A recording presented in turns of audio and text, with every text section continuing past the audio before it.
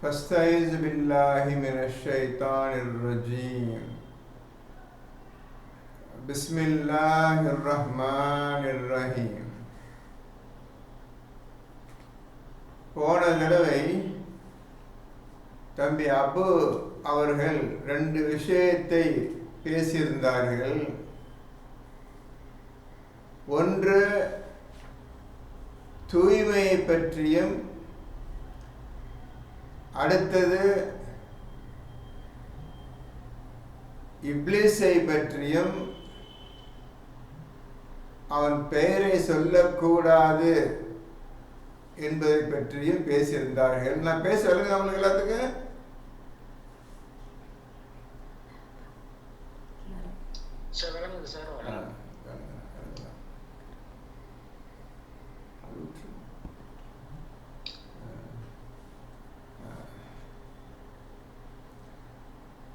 பேசியிருந்தார்கள்.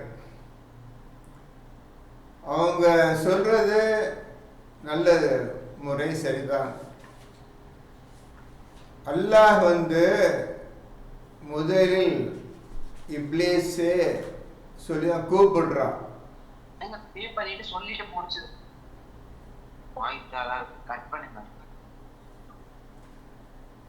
அல்லாஹ் இப்லீஸே இப்லீஸே அப்படி சொல்லி கூப்பிட்டு தான், ஏன் இந்த மாதிரி செய்தா, என்ன காரணக்கு பேரை சொல்லி தான் கூப்பிடுறான். அதுவரை அவனை இப்லீஸ் இப்லீஸ் கூப்பிட்டான். அல்லாஹ் 15:29 44 வரை நினைக்கிறேன். 15வது சூறாவில் 29 44 வாக்குவாதம் பண்றது, அல்லாஹ்வுடன் அவன் வாக்குவாதம் பண்றது விஷயம் இருக்குது. அதில் தான் இப்லீஸேன்னு கூப்பிடுறான். அதுக்காக ஃபுல்லாக படிக்க வேண்டாம். அது இப்லீஸ்.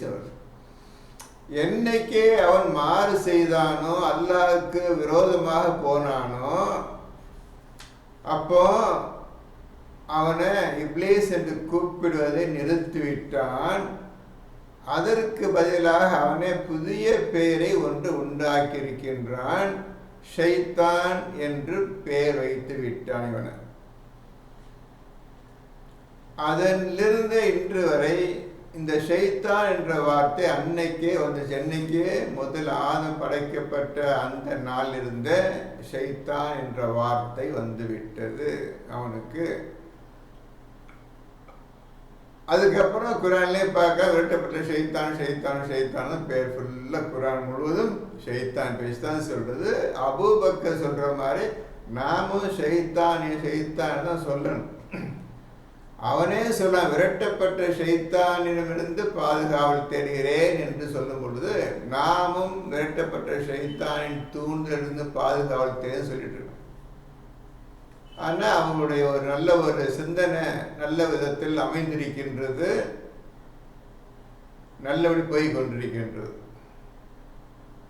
அவங்க சொன்னது புது விஷயம்தான். அதனால அவங்க சொல்வதில் எந்த தப்பும் கிடையாது. சரியான முறை அல்லாஹ் சொன்னது அப்படியே நம்ம ஃபாலோ பண்ணிட்டுருக்கிறோம் எல்லோரும். அந்த அல்லாஹ் சொல்கிறாங்க, ஷைத்தான் தூண்டினால் ஊசலாட செய்தால் அல்லாவே ஷைத்தானை பற்றி பேச சொன்னால், நீங்கள் இந்த மாதிரி அவுது பிள்ளைங்க ஷைத்தானை சொல்லிக் கொள்ளுங்க என்று அல்லாஹ் சொல்லித்தரோம். இப்போ 1698 பாருங்க. 1698 அல்லாஹ் என்ன சொல்லுகிறான் என்பதை படியுங்கள். நீ குரானை ஓத ஆரம்பித்தால் படிங்க. எல்லாத்தையும் இருக்கு. 15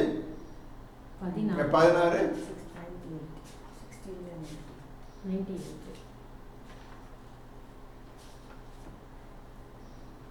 மேலும் நீர் குர்ஆனை ஓதுவீராயின் முன்னதாக வெருடப்பட்ட ஷைத்தானை விட்டும் அல்லாவிடம் காவல் தேடி கொள்வீராக. இப்போ ரசூலுக்கு சொல்லுகின்றான், நீர் குர்ஆனை ஓத ஆரம்பித்தால் விரட்டப்பட்ட ஷைத்தானிடமிருந்து பாதுகாவல் தேடுகிறேன் என்று கூறிக்கொள்வீராகன்னு சொல்றான். இப்போ இந்த ஆயத்தை ஒழுங்கா மனசை வச்சுக்கிறங்க. இதிலிருந்து அடுத்த ஆயத்தை இப்போ நீங்கள் எல்லாம் படிக்க போகிறீங்க. 16 படிச்சிங்க, 1698 16ல் 98 படிச்சிங்க. இப்போ நல்லா மனசு வச்சுக்கிறீங்க எப்படி குரானை ஓதுன்னு. நீங்கள் எந்த முறையில் ஷைத்தானை விட உயர்ந்து போயிடணுன்னு ஒரு விஷயம் வரப்போதில்லை. இப்போ 99 16ல் 99 படிங்க. இப்போ எல்லாம் எடுத்துக்கிறங்க, பாருங்கள். எவர்கள் நம்பிக்கை கொண்டு தன் இறைவனை முற்றிலும் சார்ந்து இருக்கிறார்களோ அவர்கள் மீது நிச்சயமாக ஷைத்தானுக்கு எவ்வித அதிகாரமும் இல்லை. இப்போ நல்லா புரிஞ்சுக்கிறங்க, எல்லாம் புரிஞ்சுக்கிறங்க தம்பிமார்களே, புரிஞ்சுக்கிறங்க. ஒரு வார்த்தை படிச்சீங்க 1698 எல்லாம் தெரிஞ்சு போச்சு எல்லாத்துக்கும். இப்போ 99ல் இந்த மாதிரி சொல்றான், முற்றிலும் அல்லாஹ்வையே சார்ந்து இருப்போரிடம் அவனுக்கு எவ்வித அதிகாரமும் இல்லை என்று சொல்லிவிட்டான். இப்போ ஒரு நல்ல கேள்வி ஒன்று இப்போது உதயமாகின்றது. நீங்க அல்லாஹ்வையே சார்ந்து முற்றிலும் அவனை ஐக்கியமான பிறகு அல்லாஹ் யார் என்று முழுமையாக உங்களுக்கு அறிந்துவிட்ட பின்னர் இனி ஷைத்தான் உங்ககிட்ட வருவதற்கு ஏதாவது காரணமோ ஏதாவது வழியோ இருக்கின்றதா? சொல்லுங்க. இல்லை. கரெக்ட். டோட்டல்ல அல்லா பக்கம் சாந்திட்டு நீங்க எல்லாம் போயிட்டீங்க. ஷைத்தான் இப்ப நினைவே இல்லாம போய் அதை பத்தி அவன் யார் நினைவெல்லாம் போயிட்டீங்க. இப்ப அடுத்த கேள்வி வருது. அப்படி அல்லாவிட முற்றிலும் சார்ந்து இருந்தவன் எந்த அதிகாரமும் கிடையாதுன்னு அல்லாஹ் சொன்ன பிறகு நம்ம அவுது பில்லாஹி மினஷ் ஷைத்தான் சொல்லணுமா சொல்ல தேவையில்லையா? Very good. இவ்வளவுதான் ஓதுறது சிந்தனை செய்யறது இவ்வளவுதாங்க. ரொம்ப எளிதான கஷ்டமான கேள்விதான், புரிஞ்சு போய் விஷயம். இப்படிதான் நீங்க ஓதும் போது இந்த மாதிரி கேள்விகளை உண்டாக்கணும். இப்படி உண்டாக்குனீங்கன்னா எல்லா ஆயுத குரான் முழுமையும் உங்களுக்கு ஒரு செகண்ட்ல தெரிஞ்சிடும்பா. எந்த கவலைப்படாதீங்கப்பா, எந்த பயம் இல்லைப்பா உங்களுக்கு. இப்போ என்ன, அவங்க டக்குன்னு பதில் சொல்லிட்டாங்க, இந்த இவங்க டக்குன்னு பதில் சொல்லிட்டாங்க. எதுக்கு என்னமே ஷைத்தான்? நீங்க அல்லாவோட இணைஞ்சு அல்லா பக்கத்திலே உட்கார்ந்துட்டு அல்லாஹ் பயந்து அல்லாஹ் சொல்ல செஞ்சு உட்கார்ந்துருக்கிறீங்க.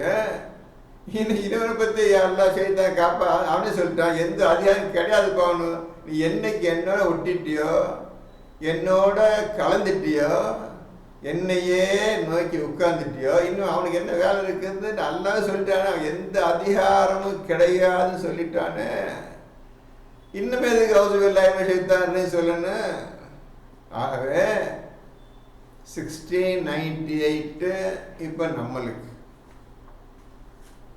அல்லாஹ் சொன்ன மாதிரி ஃபைஸா ஃபரகத ஃபவைலா ரப்பிக ஃபர்கப் அதுல முற்றிலும் நுழைந்தவனுக்கு ஷைத்தானை பத்தி கவலை எல்லாம் இருக்கு. அத்தாட்டியும் கிடையாது, எந்த அதிகாரமும் கிடையாது, தேவையில்லாம போச்சு. அவுது பில்லாஹி மினஷ் ஷைத்தானிர் ரஜீம் என்று சொல்வதற்கு நல்லா புரிஞ்சுக்கிட்டீங்க. அபூபக்கர் புரிஞ்சதா?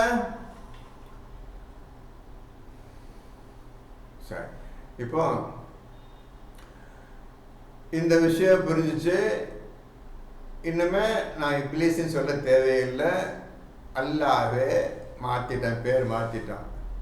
இப்போ இது மூணாவது கேள்வி, ஷைத்தான் இந்த வார்த்தைக்கு உண்மையான அர்த்தம் என்ன? இந்த ஷைத்தான் என்ற வார்த்தைக்கு உண்மையான அர்த்தம் என்ன? யோசிச்சு சொல்லுங்க, அவசரம் இல்லை, யோசிச்சு பார்த்து. இறைவனுடைய கட்டளைக்கு கீழ்ப்படியாதவன், பெருமை கொண்டவன், வெட்கக்கேடான விஷயத்தையும் வெட்கக்கேடான விஷயத்தையும் தூண்டக்கூடிய ஒரு தன்மை குணம் ஷைத்தான்.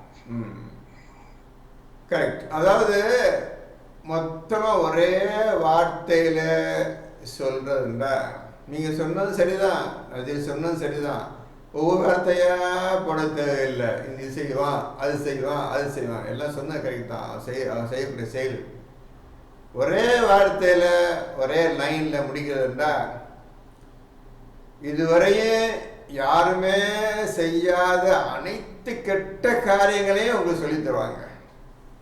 எவனுக்கு தெரியாத கெட்ட காரியம் அனைத்தும் அத்துப்படியா வச்சுக்கிறான். இதுல அவன் கிங். அவன் அதான், அதுக்கு பேர் தான் ஷைத்தான்னு பேர். அவ்வளவு கெட்ட காரியங்களையும் உங்களுக்கு சொல்லி மனிதர்களை கெடுத்து குட்டிச்சேராகிறான. இந்த காரியங்களை செய்யக்கூடியவனும் இதை செய்ய தூண்ட கூடியவனாக இருக்கின்றான். இவனுக்கு அந்த அல்லாஹ் ஷைத்தான் என்று பெயர் வைத்து விட்டான்.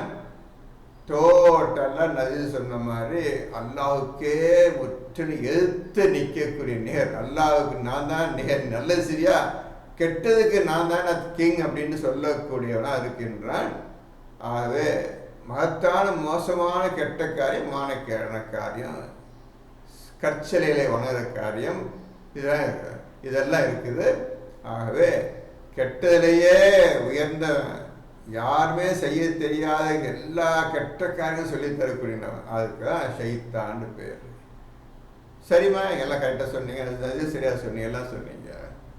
இப்போ ஷைத்தான் வேலை முடிஞ்சு போச்சு. இன்னும் ஷைத்தான்னு சொல்லியே நம்ம பேசுவோம். அபூபக்கர் சொன்னது சரி. பெருமை பிடிக்க சொல்லலாம். ஆமா, எல்லா கெட்ட சொல்ல, எல்லா கெட்ட குணமும் எல்லா பெருமையில தான் ஆரம்பிச்சிச்சு. பெருமையில தான் பொறாம வந்துச்சு. அதுல தான் ஆரம்பிக்குது. ஸ்டார்டிங் எடுத்தோன்னா என்ன ஒழுங்கா இருந்தான். இவன் ஆதமுக்கு சுஜூது செய்ய சொன்ன பிறகு தான் அவனுக்கு பொறாமையும் பெருமையும் வந்துச்சு. முதல் தோன்றியது மனிதனுக்கு முதல்ல தோன்றிய விஷயம் பொறாமையும் பெருமை. இந்த ரெண்டு மகத்தான கெட்ட குணங்களிலிருந்து யார் விலகிக் கொள்கின்றார்களோ நிச்சயமாக உண்மையான மூமின்களாக இருக்க முடியும். தவிர இந்த இரண்டையும் வைத்து கொண்டு எந்த மனிதனும் இஸ்லாத்துக்குள்ளேயே நுழைஞ்சிட முடியாது, குர்ஆனை ஓத முடியாது. பெருமையும் பொறாமையினாலதான் இவ்வளவு கூட்டம், இவ்வளவு விதமான ஜாதிகள், பிரிவினைகள் எல்லாம் வந்து காரணமே பெருமையும் பொறாமையும் தான். ஆகவே நஜி ஷாயிஸாக சொன்னது நல்ல சரியான. இப்போ நான் அவங்க புரிஞ்சுக்கிட்டா, நான் பேச விலங்குலையோ அவங்களுக்கு இருக்கு. சரி, பரவாயில்ல. இப்போ அடுத்த கேள்வி சொன்னாங்க அபூபக்கர், தூய்மை. 2ல 168 படிங்க. 2வது சூறாவில் 168 கொஞ்சம் படிப்போம். அதில் முதல் வரி என்ன போட்டிருக்குது? மனிதர்களே, பூமியில் உள்ள பொருட்களில் அனுமதிக்கப்பட்டவற்றையும் பரிசுத்தமானவற்றையும் உண்ணுங்கள். ஷைத்தானின் அடிச்சுவடுகளை பின்பற்றாதீர்கள். நிச்சயமாக அவன் உங்களுக்கு பகிரங்கமான பகைவன் ஆவான். இப்போ ஷைத்தான் சாப்பாடு விஷயத்துல இதே சாப்பிடலாம், அதே சாப்பிட, குடிக்கலாம், கடிக்கலாம் சொல்லி கொடுத்துடலாம். ஆக ஒவ்வொரு விஷயத்திலையும் ஷைத்தான் உள்ள புகுந்து இப்படி செய் அப்படி செய். ஆக எல்லா கெட்ட விஷயங்களுக்கு இவன் தான் அதிபதிங்க. அவ்வளவு நல்ல விஷயங்களை அல்லாஹ் சொல்லியிருக்க, அப்படியே செய்யுங்கன்னு சொல்லி செய்ய வச்சுட்டான். மனிதர்களையும் கெடுத்து தொலைச்சிட்டான். இந்த மகத்தான செயல்களை கொண்டவனுக்கு தான் அல்ல ஒரே வார்த்தை ஷைத்தான்டா இப்பேற்பட்ட காரியங்களை செய்யக்கூடியவன் நீங்க ஈஸியா புரிஞ்சுக்கலாம். இப்போ ஹலாலுன் தையுபன் வார்த்தை இருக்குது, அரபி வார்த்தை 2ல 168ல. இப்போ ஹலால் என்றால் என்ன? ஹலால் சொன்னாலே சாப்பிடலாம்ல, எல்லாம் தூய்மையாக உலகம் பூரா ஹலால் ஹலால் ஹலால் சொல்லிக்கிறாங்க. இப்போ ஹலால்டா என்ன அர்த்தம் புரிஞ்சுக்கிட்டீங்க சார்? என்னமா புரிஞ்சுக்கிட்டீங்க ஹலால்டா? ஒரே வார்த்தை சொல்லுங்க, தெரிஞ்ச சொல்லுங்க. சாப்பிட தகுதியானது. சொல்லுங்க.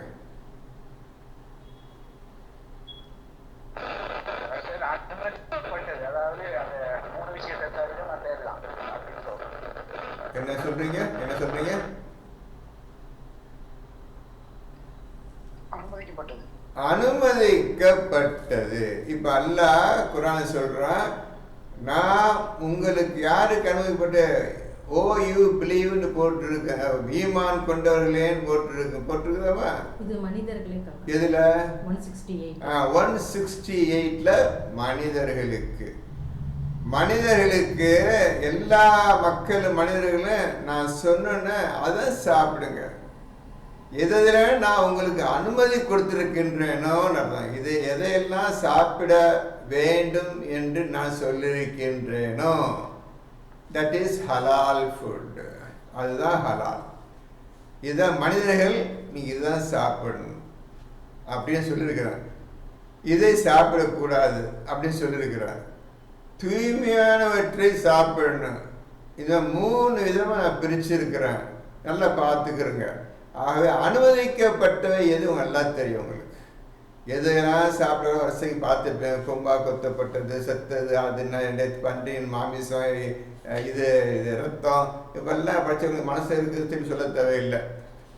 இப்போ இதையெல்லாம் விட்டுட்டு எதெல்லாம் சாப்பிட வேண்டும் நான் குர்ஆன் சொல்லியிருக்கின்றனோ அதையெல்லாம் சாப்பிடுங்கள், மனிதர்களே சாப்பிடுங்க.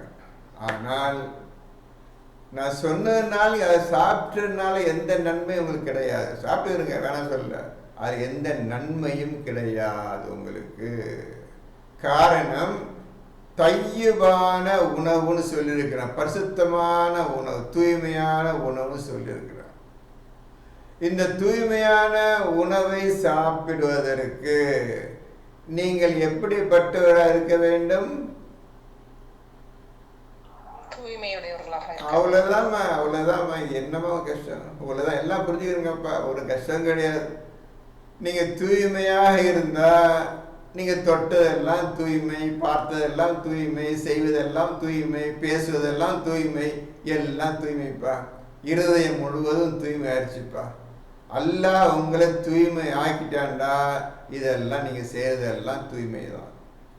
அதான் சொல்லிட்டான் ஆண்டவன், சொல்லிட்டான் தூய்மையானவர்களை இதை தொடமாட்டார்கள். இப்போ நல்லா புரிஞ்சுக்கிறீங்க, இந்த ஆயத்தை தொட முடியாது. தூய்மையானவர்களை தவிர தூய்மையான உணவை சாப்பிட முடியாது. அவர்களை தவிர மற்ற யாரும் சாப்பிட முடியாது. அவளை முடிஞ்சு போச்சுக்காத. இப்போ அந்த தூய்மை யார் ஆக்குவான்? அல்லாஹ் தான் அவங்களை தூய்மையாக்குவான். அவனு சொல்லிட்டான். அப்போ அல்லாஹ் தூய்மையாக்குவதற்கு நீங்க அல்லாஹ்வை தெரிந்திருக்க வேண்டும். அல்லாஹ் உங்களை தூய்மைப்படுத்திடுவான். அப்பொழுது ஒவ்வொரு ஆயத்தையும் தொடுவதற்கு நீங்கள் மட்டும்தான் தகுதி பெற்றவர்கள் ஆகிவிடுகின்றீர்கள். அல்லாஹ் சொல்லியபடி தூய்மையானவர்களை தவிர இதனை தொடமாட்டார்கள் என்ற ஒரே வரியில சொல்லிட்டான். இப்போ ஒரே வரியில நம்ம வாழ்க்கையை அமைத்து கொள்ள வேண்டும், அவ்வளோதான். ஒரு கஷ்டம் இல்லைப்பா. இது வேண்டான்னு சொல்லி தான் மக்கள் எல்லாம் போயிட்டாங்க. நான் அவனை தூய்மையாக்குறேன்னு அவன் பொறுப்பு எடுத்த பிறகு சந்தோஷம், என்னை தூய்மையாக்க அல்ல, நீ நான் என்னென்ன செய்வேன் சொல்லித்தான் செஞ்சுட்டு இருக்கிறேன் அப்படின்னு நான் போயிடலாமே. நீங்கள் தூய்மையாவருக்குள்ள முயற்சி மட்டும் பண்ணீங்கண்டா அந்த முயற்சி உண்மையிலேயே இதன் மீது ஆசை வைத்து நீங்கள் முயற்சி செய்தீர்களே, ஆனால் சும்மா நடிப்பு பேச்சுக்கெல்லாம் கிடையாது. உண்மையிலே அல்லாஹ் சொன்ன மாதிரி எதெல்லாம் செய்யக்கூடாதோ முடிஞ்சவரையும் செய்வோம். எதெல்லாம் செய்யணும்னு சொல்கிறானோ அதெல்லாம் முடிஞ்சவரையும் செய்வோம். எதையெல்லாம் தவிர்த்து விட வேணும்னு சொல்கிறானோ முடிஞ்சவரையும் தவிர்த்து கொண்டே வருவோம்.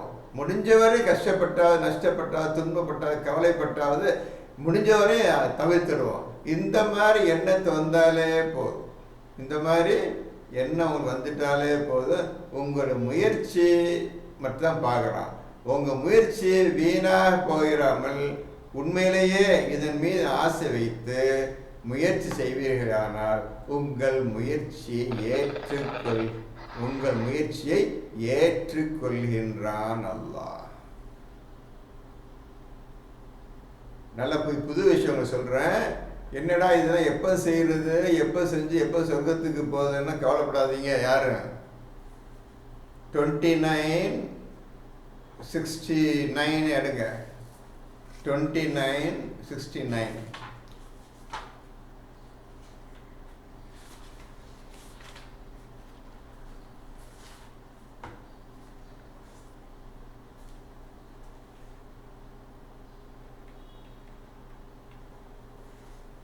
என்னவா போட்டிருக்கு 29:69ல? மேலும் எவர்கள் நம்முடைய வழியில் முயல்கிறார்களோ நிச்சயமாக அவர்களை நம்முடைய வழிகளில் நாம் செலுத்துவோம். நிச்சயமாக அல்லாஹ் நன்மை செய்வோருடனேயே இருக்கின்றான். என்ன புரிஞ்சுங்க இதுல? யாராவது சொல்லுங்க. சார் நாபுதுவில் இருக்கிறது எனக்கு தோணுது சார். முயற்சி இருக்கிறாங்க. கரெக்ட். எந்த விஷயத்தை எடுத்தாலும் நீங்க நாபுதுல தான் அதான் அவங்க வழியை காட்டும். நாபுது என்பது அல்லாஹ்வை அறியக்கூடிய ஒரு டிவைஸ். நாபுது இந்த அல்லாஹ்வை அறிந்து கொண்டுதான் இந்த குர்ஆனை புரிந்து கொள்ள வழி கேட்கணும் அல்லாஹ்விடம். இந்த நாபுது மூலமாக தான் நீங்க முயற்சி செய்கிறீங்க. அல்லாஹ்வையும் தெரிந்து கொள்ள ஆசைப்பட்டு அவனைதான் கேட்க வேண்டும் என்ற முயற்சியில் இருக்கின்றீர்கள். நீங்களாம் முயற்சி பண்ணிடல, நம்மளாம் கண்டுபிடிச்சிருவோம், இதுக்குள்ள நமக்கு தெரியும் அப்படிலாம் நீங்க போயிட முடியாது. இப்போ நீங்க சொன்ன மாதிரி நாபுதில் இருப்பவர்கள் அல்லாஹ்வை அறிந்து கொள்ள துடிப்பவர்கள். ஐயாக்க நாபுது, நீ யாருன்னு புரிஞ்சுக்கிறன்னு, நீ அல்லாஹ் நீ யாருன்னு புரிஞ்சுக்கிறன்னு, தெரிஞ்சுக்கிறன்னு, நீ எப்படி பண்றன்னு தெரிஞ்சுக்கிறன்னு, ஒன்று உருவமே இல்லைன்னு சொல்றீ, எப்படி கண்டுபிடிக்கிறது? இதே எடுத்து வைக்கிறாங்கல்ல, இவங்க நாபுதில் இருக்கின்றார்கள் என்றார். பெரிய கஷ்டமானதெல்லாம் நினைச்சாதீங்க. இந்த வழியில் யார் முயற்சிக்கின்றார்களோ உங்கள் முயற்சியை வீணாக்கிற மாட்டேன். அது போதும், அதுக்குள்ள போய் தந்துடுறேன். அதுக்குள்ள என் வாழ்நாள் போற இதே முயற்சி இருந்தே இல்லை, அது போதும் எனக்கு. எல்லாத்தையும் விட்டுட்டு என் பேச்சை கேட்கறதுக்காக, என்னை புரிஞ்சுக்கிறதுக்காக, என் கொடுத்த குர்ஆனை தெரிந்து கொள்வதற்காக இவ்வளவு பாடுபட்டிய, அது போதும், அது போதும். உனக்கு நான் சொன்ன வாக்கை நிறைவேற்றி உனக்கு சொர்க்கத்தை தருகிறேன் என்று அர்த்தம். அது முடிச்சிட்டீங்களா? 29:69. என்ன சார் கடைசி வார்த்தை என்ன? நிச்சயமாக அல்லாஹ் நன்மை செய்வோருடனேயே இருக்கின்றான். 88ல 9 எடுங்கப்பா எல்லாரும். 88ல 9.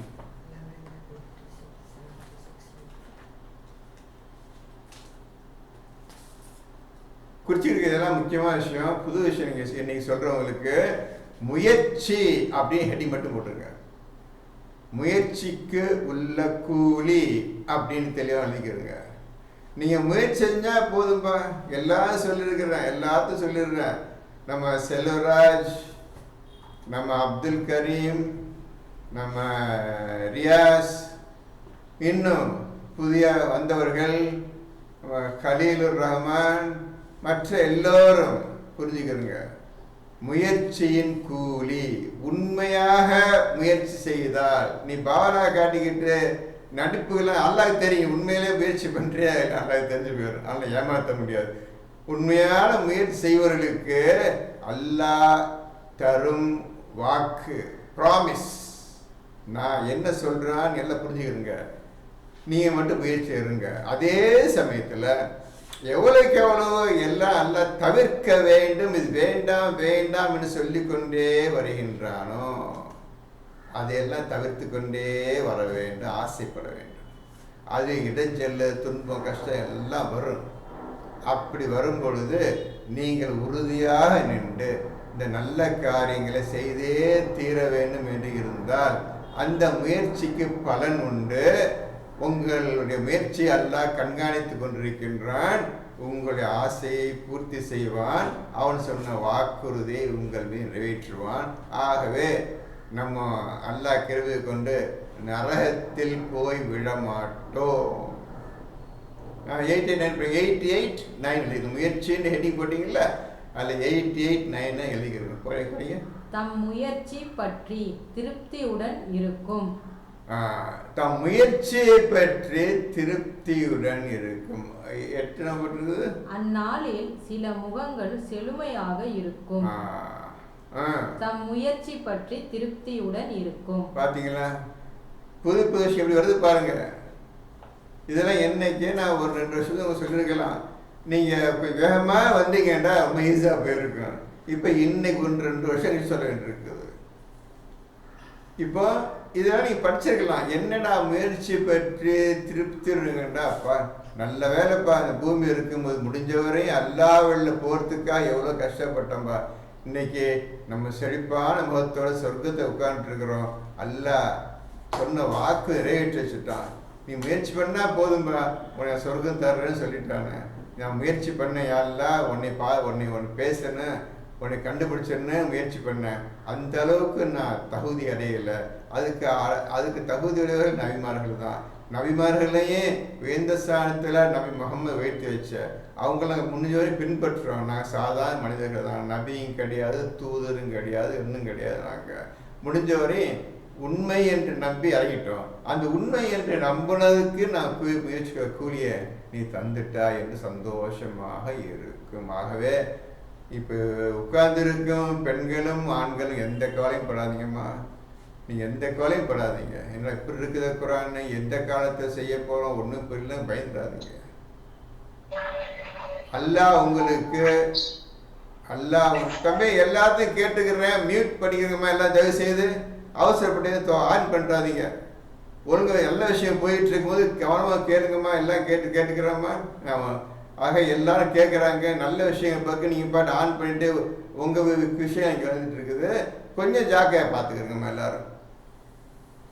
17 19 கொஞ்சம் இப்போ முயற்சிக்கு உள்ள கூலியை பற்றி அந்த ஆத்மா திருப்தி அடையும்.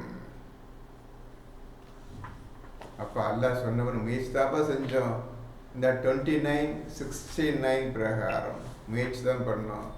அந்த முயற்சிக்குள்ள நல்ல செயல்களை கூலியை கொடுத்துட்டான். என்னென்னாலும் ஒரு சிறிய நன்மை செய்தாலும் அதற்கு கூலியை தருவேன்னு குரான் சொல்லிக்கிறான். ஒரு சின்ன நன்மை செஞ்சாலும் அதுக்குள்ள கூலி என்ன, மினிமம் 2 மடங்கு அல்லது 10 மடங்கு அல்லது கணக்கற்ற மடங்கு. இது நன்மையான காரியங்கள் ஒன்று செஞ்சா ஒரு கூலி கிடையாது, டபுள் கூலி அல்லது 10 மடங்கு கூலி அல்லது கணக்கு இல்லாத கூலி தான். அல்ல நன்மைக்குள்ள கூலி. தீமையை செய்தால் ஒரு தீமையை தான், அதுக்கு டபுள் மடங்கு தீர்வு தர மாட்டேங்கிறாங்க. அவ்வளோ நியாயமா அல்ல அந்துக்கிறோம். அப்போ நீங்கள் நல்ல வகையில் முயற்சி செய்ய செய்ய செய்ய செய்ய டபுள் மடங்கு கூலி இப்போ ஏறிட்டே இருக்குது. டபுள் வச்சு 10 அப்புறம் பார்த்து டபுள் மடங்கு ஏறிட்டே இருக்குது. இப்போ 88ல் 9 எழுதிட்டீங்களா? அடுத்த ஒரு நம்பர் சொல்கிறேன், அதை எழுதிக்கிறங்க. 29:69 எழுதிட்டீங்களா? அதை எழுதிக்கிறங்க. படித்தது தான் அந்த எழுதி 29:69 எழுதிருங்க. அந்த முயற்சி கூலின்னு ஹெட்டிங் எழுதிக்கிறங்க. அடுத்தது 76ல் 22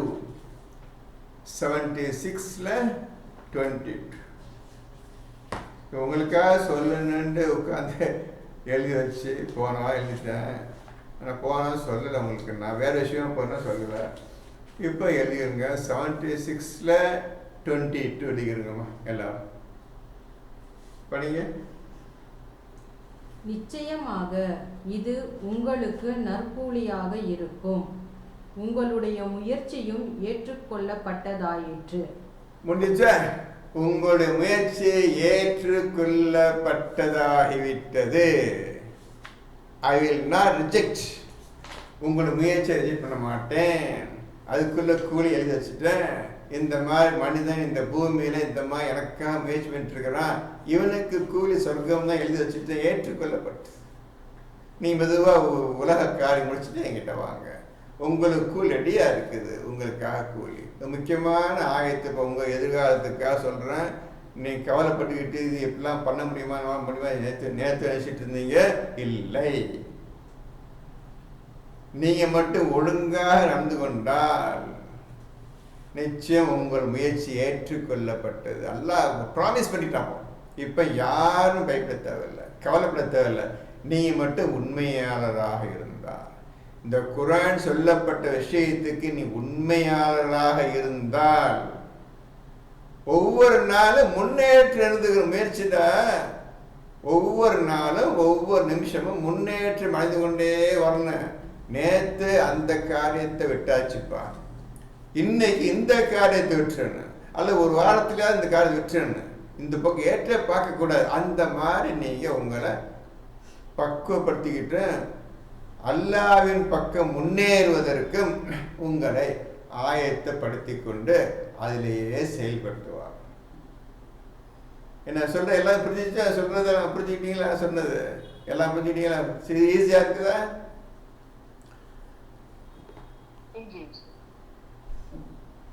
இப்போ 76-20 முக்கியமானது, அது இம்பார்ட்டன் புரிச்சுக்கிறங்க. உங்கள் முயற்சி ஏற்றுக்கொள்ளப்பட்டு இன்னொரு நம்பர் தர்றேன், அதை குறிச்சிருங்களேன். 92ல் 4, 5, 6, 7. 92ல் அவங்க எல்லாம் தெரியும், 4, 5, 6, 7 ஏதாவது எழுதிக்கிறங்க. 92ல் 4, 5, 6, 7. இனிமேல் நீங்கள் சந்தோஷமாக நம்ம அல்லா இருக்கிறான், அல்லா சொல்லுவதை நம்ம செய்வோம், அதுக்கு மேலே நல்லா பார்த்துக்குருவான். இந்த மாதிரி முயற்சி பண்ணாலே போதும். உங்கள் முயற்சிக்கு தோதா அல்லா எப்படி உதவி செய்கிறான்னு அதுக்குள்ள ஆயத்தையும் காட்டுறேன். இப்போ இது படிங்கப்போ 92ல் 4, 5, 6, 7. நிச்சயமாக உங்களுடைய முயற்சி பலவாகும். நீங்கள் இந்த உலகத்தில் எல்லாவித முயற்சியும் பண்ணி கொண்டிருக்கின்றீர்கள். இந்த உலகத்தில் சாப்பாட்டுக்காக பசிக்காக தான் எல்லாம் அலைகிறீங்க. நம்ம எல்லாம் அலைகிறது இந்த வயிற்று பசி. இந்த பசியை வச்சு தான் உங்களை சுத்த வச்சிடறான். இது என்ன செய்ய போகிற நீ அப்படின்ட்டு ஆண்டவன் இதன் மூலமாக நல்லதையும் கெட்டதையும் புரிஞ்சிக்க. முதல்ல இது நிறுத்திட்டேன்னா நீ உன்னுடைய வாழ்க்கை என்ன ஆகும்? இது யார் தர்றது? உனக்கு யார் இந்த பசியை உண்டாக்குறது? என்ன காரணத்திற்காக உனக்கு நானும் பசியை படைச்சான்? உன்னை படைச்சி பசியையும் படைச்சான். எப்பேற்பட்ட அறிவாளியான மகத்தான இறைவனா இருக்குன்னு பார்த்துக்கிறங்க. ஞான முறையான பார்த்துக்கிறங்க. உங்க எப்படி எங்கே கொண்டு வரணும் அவனுக்கு தெரியும். படைச்சிட்டானே விட்டானே ஒரு பசியை வச்சான். இனி நீங்கள் தப்ப முடியாது. பசிக்காக நல்லதையும் செய்வீங்க, கெட்டதையும் செய்வீங்க. மேக்சிமம் கெட்டதான் செய்வீங்க. கெட்டதுண்டா உன்னத்தண்ட போய் கையேந்துறதான் நிற்பீங்க. தவிர உன்னை படைச்சவன கையேந்து விட்டுரு. உன்னை படைச்சவனை விட்டுட்டு அதனால் உன்னை புரியலை, யார் நீ புரியல, இந்த முன்னா பணக்காரருக்கு அவனை போய் கையை சாப்பிட்டுக்கலான்னு சொல்லி உன் வாழ்க்கையை அமைச்சு கொண்டாய். பலவராக இருக்கின்ற நம்ம செயல்கள் இந்த உலகத்தை வாழ்வதற்கு. இப்போ நான் சொல்கிறேன் அந்த மாதிரி நடந்துக்க போதுன்னு சொல்கிறோம். இதில் முயற்சி பண்ணுன்னு சொல்கிறோம். இப்போ 4 படிச்சுட்டீங்க, 92, 5 படிங்க. 92ல் 5. எனவே எவர் கொடுத்து தக்வாவுடன் நடந்து 5 சொல்லுது. ஆகவே நீங்கள் இப்பொழுது தர்மத்தை மூலமாக உங்கள் முயற்சியை ஆரம்பியுங்கள்.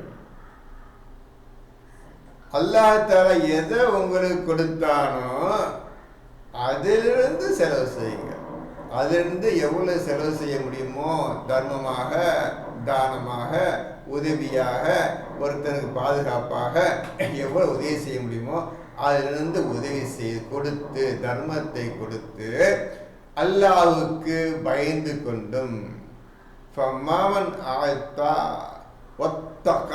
தக்குவாவுடன் இருந்து கொண்டு, அப்புறம் நல்லவற்றை உண்மையாக்குகின்றாரோ. இந்த நல்ல விஷயங்கள் அல்லாஹ் குர்ஆன் சொல்லியிருக்கிறான். இது உண்மையாக்கும். தர்மம் செய்ய சொல்றான், செய்வோம். தக்குவா பயபக்தி உடையவர்களா இருக்க வேணும்னு சொல்றான், செய்வோம். இதில் முயற்சி பண்ணிகிட்டே போவோம்.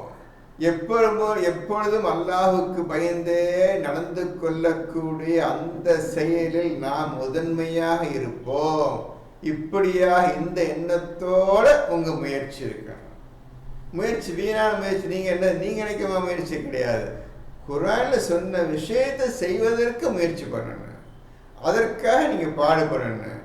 அதுக்காக ஏமாத்த முயற்சி கிடையாது. ஏமாற்ற முடியாது, அல்ல ஏமாற்ற முடியாது. உண்மையிலே முயற்சி பண்றியா இல்லையா அல்லாஹ்க்கு தெரியும், உங்களுக்கும் தெரியும். அதனால எவர்கள் கொடுத்து தக்குவாவை உடன் நன்மையானவற்றை உண்மைப்படுத்துகின்றார்களோ, அல்லாஹ் சொன்ன செயலை செய்வேன் என்று அதை உறுதியாக செயல்படுத்தி கொண்டிருக்கின்றார்களோ அவருக்கு நாம் லேசாக்குவோம். அவருக்கு நாம் லேசாக்கும். உங்க முயற்சி ரொம்ப ஈஸியாக கொண்டு போயிடணும். நீ முயற்சி பண்றீங்களா, அதை நான் லேசாக்கிடுறேன், ஈஸியாக்கிடுறேன். உண்மையிலே முயற்சி பண்ணின்னா நான் லேசாக்கிடுவேன், என் வாக்கு உண்மையானது. இதான் முடிச்சதுதான். இப்போ நல்லா புரிஞ்சுக்கிறேங்க, முயற்சிக்கு உள்ள கூலி உண்டு. எப்படி அல்ல உதவி உங்களுக்கு இந்த மாதிரி நீங்கள் இந்த ஆயத்து பிரகாரம் நீங்கள் நடப்பீர்களேயானால் இப்பொழுது அல்லாஹ் மேற்கொண்டு செய்யக்கூடிய செயல்களை இப்பொழுது கவனிங்கள். நீங்கள் இப்போ 9ல் 114 115 தெரியல,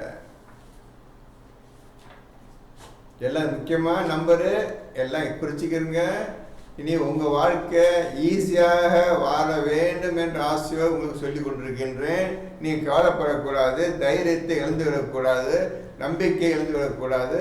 எப்பொழுது அல்லாஹ் சொல்லிட்டான், இனி அவனுக்கு கவலை இல்லை, பயம் இல்லை, அல்லாஹ் காப்பாற்றுவான், அவன் நம்ம முயற்சி ஏற்றுக்கொள்வான் இந்த எண்ணத்தோடு நீ குர்ஆனை ஓதுங்க, நல்ல விஷயத்தை ஓதுங்க. என்ன போட்டிருக்கிறதுல அல்லாஹ் உதவி செய்ய போட்டிருக்கா 914 115 படிங்க. எந்த ஒரு சமுதாயத்திற்கும் அல்லாஹ் வழி காட்டிய பின் அவர்கள் தவிர்த்து கொள்ள வேண்டியவைகளை அவர்களுக்கு தெளிவுபடுத்தும் வரை அவர்களை அவன் வழி கெடுப்பவனாக இல்லை. நிச்சயமாக அல்லாஹ் எல்லா பொருட்களையும் அறிந்தவன். முதல் வரியை படிங்க.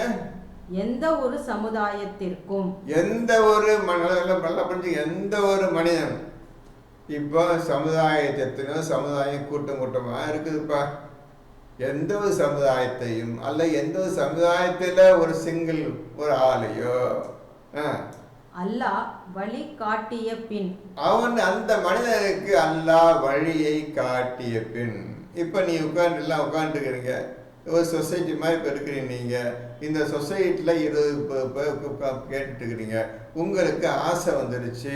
இப்போ அல்லாஹ் வழியை காட்டுறான், இது ஓதுப்பா, இது சொல்லப்பட்ட விஷயங்களுக்கு முயற்சி பண்ணு. என்ன முயற்சி என்ன? நான் உனக்கு சொல்லியிருக்கிறேன், ஸ்டார்டிங்கே சொல்லியிருக்கிறேன், இது முற்றிலும் ஞானம் இருந்த விஷயம். ஆகவே நீ தூய்மை உடைய இருந்தால் இந்த குர்ஆன் உனக்கு புரியும்பா, இல்லாடும் தொட முடியாதுப்பா என்று சொல்லிவிட்டு அதற்கு உள்ள முயற்சியில் ஈடுபடு. நீ அந்த வழியில் என்ன செய்ய வேணும்னு பார்த்துக்கிட்டே வா. நீனே உன்கிட்ட இருக்க அவ்வளோ கெட்ட செயல்களையும் கெட்ட எண்ணங்களையும் கெட்ட பேச்சு எல்லாத்தையும் விட்டு ஒதுங்கிவிடு. கெட்ட இடம் எதெல்லாம் நான் கெட்ட இடம், எந்த இடத்துல சேரக்கூடாது, எதை செய்ய வேணும்னு சொல்லியிருக்கணும் அதை தவிர்த்துக்கிட்டே வா. அதில் முழு முயற்சியை எழுதிக்கிட்டே வா. ஒவ்வொரு நிமிஷம் முன்னேறிக்கிட்டே வா. அந்த விஷயத்தை எது வேண்டான்னு சொல்கிறேனோ அதிலிருந்து விடுபடுவதற்கு முயற்சி பண்ணிக்கிட்டே வா. விட்டுக்கிட்டே வரணும், மேற்கொண்டு உயர்ந்துக்கிட்டே போன. அப்படியே அவர்கள் தவிர்த்து கொள்ள வேண்டியவைகளை நீங்க எதெல்லாம் தவிர்த்து விட வேண்டும், செய்யக்கூடாது. இப்போ படிச்சனமோ ஹலாலான உணவு சாப்பிடுங்க, தூய்மையான உணவு சாப்பிடுங்க. இப்போ நீங்கள் தூய்மை ஆகிட்டாலே போதும், உங்கள் சாப்பாடு தூய்மை ஆயிடுச்சு. பெருசாக பெரிய வேலை செய்யணும் ஒன்றும் கிடையாது. தூய்மையானவரை தவிர தொடமாட்டார்கள். அப்போ அந்த சாப்பாடை சாப்பிட யாரை சாப்பிட முடியும்? அல்லாஹ் சொன்ன சாப்பிட ஹலாலான சாப்பிட அந்த சாப்பாட்டை அந்த உணவை தூய்மையாக உணவுன்னு அல்லாஹ் சொல்கிறான். நீ என்னைக்கு தூய்மை ஆயிட்டியோ அந்த உணவு உனக்கு தூய்மை ஆயிடுச்சு. அல்லாஹ் எதை உனக்கு ஆகுமாக்கி வைத்திருக்கின்றானோ, எதையெல்லாம் அனுமதி கொடுத்திருக்கின்றானோ, இதையெல்லாம் சாப்பிடுங்க என்று சொல்லியிருக்கின்றானோ அதை சாப்பிடுவதற்கு நீ தகுதியாகிவிட்டாய். நீ தூய்மை ஆயிட்டா அந்த பொருளும் தூய்மை ஆயிடுச்சு அர்த்தம். எதை சாப்பிட சொன்னானோ தூய்மை ஆயிடுச்சு. இப்போ அதனால என்ன லாபம்? இந்த விஷயத்தை அப்புறம் பார்ப்போம். சரி, தூய்மையாக உணவு சாப்பிடணும்னு சொன்னதுக்குள்ள காரணம், அதுக்குள்ள அர்த்தம் யோசிச்சு பாருங்க, எழுதுங்க. இன்ஷா அல்லாஹ் அது டைம் வரும், அதை பற்றி சொல்கிறேன். இப்போ நம்ம சொல்ல வேண்டியது என்ன படித்தா, தவிர்த்து கொள்ள வேண்டியது எதையெல்லாம் தவிர்த்து கொள்ள வேண்டுமோ அதை முயற்சி பண்ணு. முயற்சி ஏற்றுக்கிறேன். இதான் ஒவ்வொரு ஆயத்தை சொன்ன ஆயத்தை செயல்படுத்துவதற்கு முயற்சி பண்ணுங்க. முயற்சியிலே இருங்க. அல்ல வழியை காட்டுறது அல்லா சொல்லிட்டு பார்த்து இறங்கிட்டான். அல்லா அவங்க இறங்கிட்டேன். முயற்சி பண்ண ஆளுங்களுக்கு இப்போ அல்ல இறங்கிட்டான். என்ன இறங்கிட்டான் சொல்லுங்க, படிங்க. அவர்கள் தவிர்த்து கொள்ள வேண்டியவைகளை அவர்களுக்கு தெளிவுபடுத்தும் வரை. அவனே தெளிவுபடுத்த. நீ முயற்சியோடு பண்ணிட்டா, இப்படி வா, இப்படி இந்த இதை செய்யணும் உங்க பேச. இப்போ அல்லா பேச ஆரம்பிச்சிட்டான். பார்த்தீங்களா, ஒரு விஷயத்தை கேட்கறதுக்கு அல்லாட்ட தான் கேட்கணும்னு பல ஆயிரக்கணக்காக சொல்லிட்டார். இப்போ நீங்கள் எப்படி கேட்க வச்சு எல்லாவே நீங்கள் முயற்சி மட்டும் பண்ணுங்க, அவனை ஓடி வந்துடுவான். இதை செய்யுப்பா, இதை செய்யுமா, இது செய்யுங்க, இதை சாப்பிடுங்க சொல்ல போகிறோம். அவ்வளோதானே. இப்போ என்கிட்ட கேட்க, நான் தான் வழியை காட்டுவேன், நான் தான் உங்களுக்கு ஓத கற்றுத்தருவேன் சொல்கிறானே. இந்த வந்து இறங்கி வந்துட்டானே. அப்போ செய்ய வேண்டிய காரியம் என்ன? இப்போ உங்கள் அல்லாட்ட கேட்கறதுக்கு நீங்கள் செய்ய வேண்டிய காரியம் என்னம்மா? என்ன சார் சொல்லுங்க?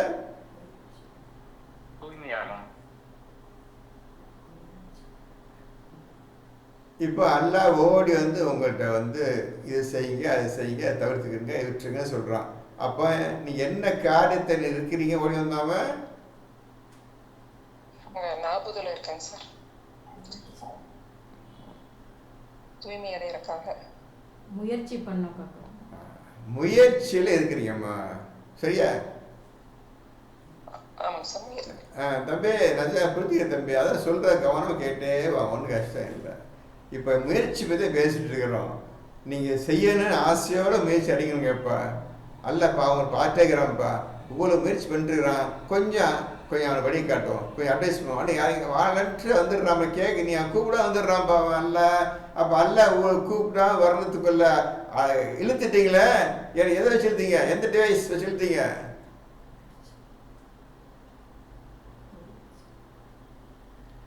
எதை வச்சு இழுத்தீங்க? எதுக்கு வந்தான்? இப்போ இருந்தாவன்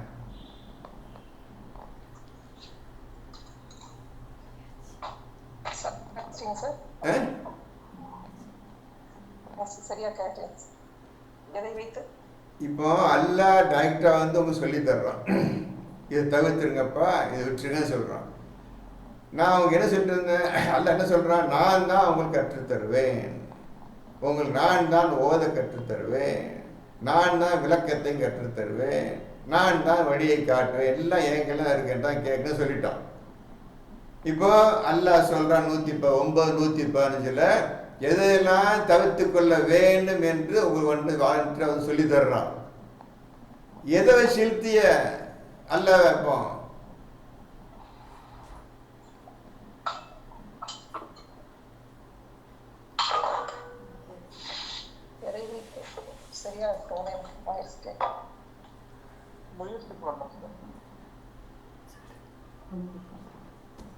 கொஞ்சம் எனக்கு ஒன்று விளக்கம், எனக்கு யார் பேசுவாங்க கொஞ்சம் கத்தி சொல்லுங்க. சத்தம் போட்டு பேசுனீங்கன்னா நல்லா இருக்கும்.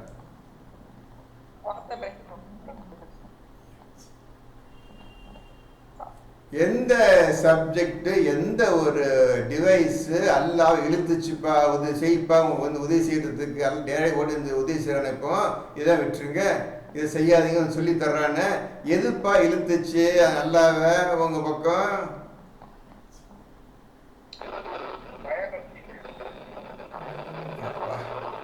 சரி பரவாயில்ல, என்ன சொல்றாங்க சார்?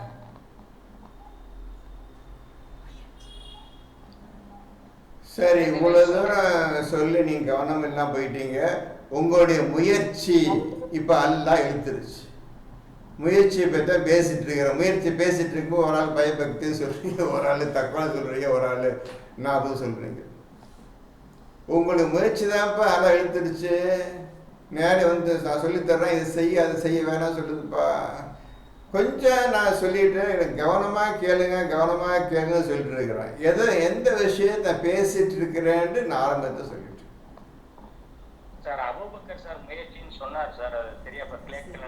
அப்போ சரி ஒன்றும் விளங்க மாட்டேன் சார், எது விளங்க மாட்டேங்குது, நான் என்ன பண்ணுறது? சரி, அபூபக்கர் சரிதான், கரெக்ட் ஆன்சர் வந்து முயற்சி. அந்த டிவைஸ், அந்த முயற்சி தான் அல்லாஹ் இழுத்துச்சு. நீ கூப்பிடாம வந்துட்டான் ஆண்டவன். பார்த்துக்கிறங்க எப்படி உதவி செய்வாங்க. குரான் சொல்லி நான் தான் கற்றுத்தருவேன். அப்பா அல்லாஹ் தெரிஞ்சுக்கணுப்பா, அவன்கிட்ட நீ கேட்கணுப்பா, அவன் தான் சொல்லி தருவான்ப்பா. உங்களுக்கு 2 வருஷம் சொல்லிட்டு இருக்கிறேன். இப்போ அப்படி அல்லாஹ் எப்போ இழுக்கிறது? நீ இந்த பக்கம் வேற ஒரு வழியை கொண்டு வா, முயற்சி பண்ணு, நான் செய்ய போறேன், இந்த அல்லாஹ் சொன்னதெல்லாம் செய்ய போகின்றேன் என்று முயற்சி பண்ணு, நான் ஓடி வந்துடுறேன், அவன் சொல்லி தர்றேன். நீ ஏன் வழியில முயற்சி பண்ற, நான் வந்துடுறேன், அவன் சொல்லி தர்றேன். இந்த உலசி எல்லாம் வந்துட்டான். ஏன் நான் கேட்ட கேள்விக்கு ஒரு ஆள் பயபக்தி சொல்லுது, ஒரு ஆள் தாபுன்னு சொல்லுது, ஒரு ஆள் நான் இப்போ தேவையில்லை பதில் வந்துட்டு இருக்குது. என்ன விஷயத்தை பேசிட்டு இருக்கிறோன்னு கவனமாக இருந்தீங்கன்னா உங்களுக்கு குரான் புரிய சொல்கிறேன். இப்போ கவனத்தை விட்டுட்டீங்கல்ல, ஆரம்பத்தை எல்லாம் ஒழுங்க பேசிகிட்டே வந்தீங்க. அப்புறம் எந்த விஷயம் இழுத்துச்சு எல்லான்னு கேட்டேன். ஒரு ஆள் பயபக்தி சொல்லி தூய்மையை சொல்லு. சரி பார்த்துட்டீங்க, நான் என்ன சொல்றேன்னு கேட்டா, குரான் எடுத்தாச்சு, என்ன விஷயம் பேசுகிறப்போ இந்த முயற்சி சக்தி வாய்ந்த முயற்சி, உன் முயற்சி ஏற்றுக்கொள்ளப்பட்டு விட்டதுன்னு நான் சொல்லிட்டான். உன் முயற்சி ஏற்றுக்கொள்ளப்பட்டு விட்டதை வந்துட்டேன், உனக்கு சொல்லித்தரத வந்துட்டேன், உனக்கு வழிகாட்டுறதுக்காக வந்துட்டேன், உனக்கு குரான் ஓதி காட்டுற வந்துட்டேன்னு ஓடி வந்துட்டான்ப்பா, அல்ல ஓடி வந்துட்டான்ப்பா. எப்படிப்பா வந்தா உனக்கு, எப்படிப்பா அந்த குரான் எல்லாம் இழுத்தீங்கன்னு தான் கேட்டேன். புரிஞ்சுங்களா? நான் கேட்க புரிஞ்சுக்கிட்டீங்களா? அப்போ கேட்ட கேள்வியை முதல்ல உன்னிப்பா கவனிங்க. எதுப்பா என்ன விஷயம் பேசிட்டு இருக்கிறோம், ஒரு கேள்வி ஒன்று வருது, அப்போ கேள்வி வந்தா இந்த விஷயத்தை தான் இருக்குது. சரி, என்ன முயற்சி தான் அல்ல ஒழுங்கிட்டான், என்னை அறிஞ்சிக்கிறதுக்கான முயற்சி ஈடுபட்டு இருக்கிற, நான் கொடுத்த குரானை பின்பற்ற வேண்டும், புரிந்து கொள்ள வேண்டும் எண்ணத்தோடு நீ இப்போ உட்காந்துருக்கிற.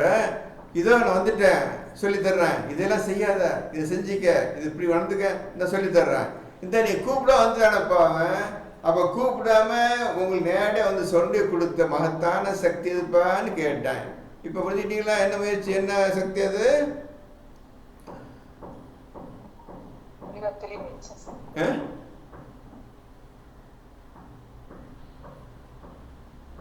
இப்ப எந்த சக்தியை அல்லாஹ் இழுத்துச்சு? மற்றவங்க நான் பேச புரியலையோ விளங்கலையோ? ஸ்பீச் கொஞ்சம் அப்படி உள்ள போனனால தெரியல. அபூபக்கர் சார் ஃபர்ஸ்ட் இந்த பதில் சொன்னார் சார், அதுக்கு நீங்க ரிப்ளை பண்ணதுனால ஒவ்வொருத்தரும் வேற பதில் சொன்னாங்க. சரி சரி சரி.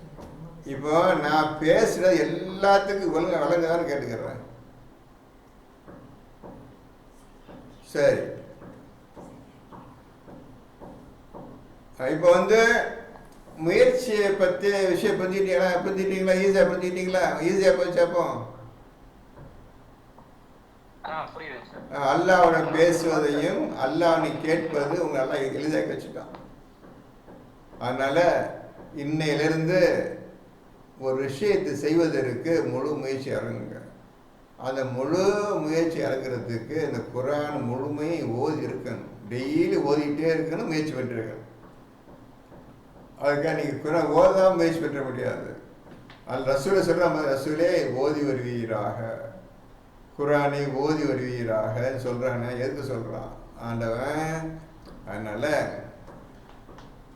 நல்ல கவனமாக கேட்டுக்கிடுங்க குரானை, அதை முறையில் சிந்திக்க பழகுங்க, குரான் உங்களுக்கு எளிதாகிவிடும். ஆகவே அபூபக்கர் சொன்ன மாதிரி தூய்மையான உணவு என்றால், நீங்கள் என்னைக்கு தூய்மையாகிவிட்டீர்களோ அன்னைக்கு நீங்கள் தொட்டதெல்லாம் இந்த குர்ஆனில் எந்த ஆயத்தை தொட்டாலும் தூய்மையான ஆயத்தை தெரிந்து கொண்டீர்கள் என்று அர்த்தம். தூய்மையான உணவு, அது யாரு அந்த தூய்மையான உணவு சாப்பிடுகின்றார்களோ அதனுடைய தன்மையும் அதன் மூலமாக நீங்கள் அடையக்கூடிய நன்மையும், யார் அந்த தூய்மையானவர்கள் தூய்மையான உணவை சாப்பிடுகின்றார்களோ அவர்களுக்கு மட்டும்தான் அது தெரியும், மற்றவங்களுக்கு தெரியாது. அவங்க மட்டும்தான் தூய்மையான உணவு எப்படிப்பட்டது என்பதை அறிந்து கொள்வார்கள். அப்படி தூய்மையான உணவு சாப்பிட்டவர்கள் யாரும் கிடையாது. ஹலாலான உணவை நீ தூய்மையாக்கி தான் சாப்பிடணும், இல்லாட்டி கிடையாது. இப்போ 162ல் 168ல் வந்து 2ல் 168ல் வந்து மனிதர்களே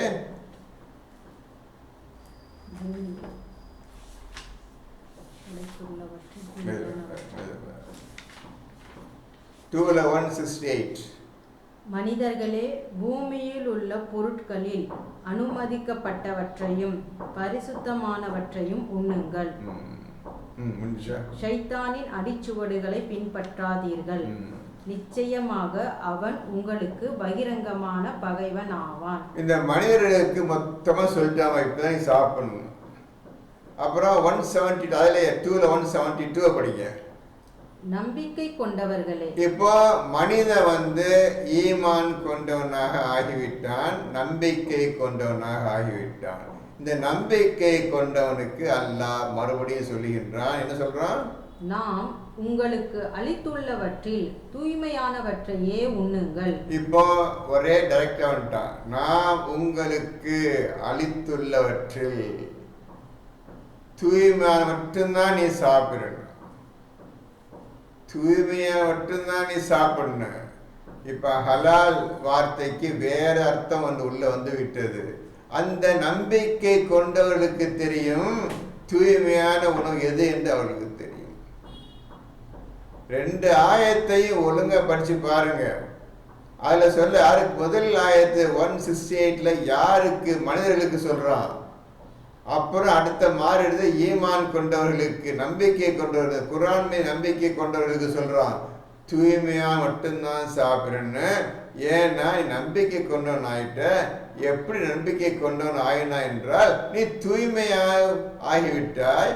தூய்மையான பிறகுதான் நீ ஈமான் கொள்ள முடியும். ஆகவே ஈமான் கொண்டவனே நிச்சயமா நீ தூய்மையானவன். ஆகவே தூய்மையான உணவையே நீங்கள் உண்ணுங்கள் என்று நம்பிக்கை கொண்ட மக்களுக்கு அல்லாஹ் இவ்வாறு கூறுகின்றான். அப்ப மேற்கொண்டு படிங்க. நீங்கள் அல்லாஹ்வையே நாபுது செய்பவர்களாக இருப்பீர்களாயின் அல்லாஹ்வுக்கு நன்றி செலுத்தி வாருங்கள். இப்ப அல்லாஹ்வுக்கு நன்றி செலுத்தணும்ப்பா. எப்படி நன்றி செலுத்துவீங்க? அதுக்கு வேற ஒரு விஷயத்தை செஞ்சாதான் நீ நன்றி செலுத்த முடியும். நன்றி என்னவென்று தெரியும் உனக்கு. நன்றியினுடைய அம்சம், நன்றியுடைய செயல்பாடு எல்லாம் உனக்கு என்ன தெரியும். எப்படி நன்றி செலுத்துவ?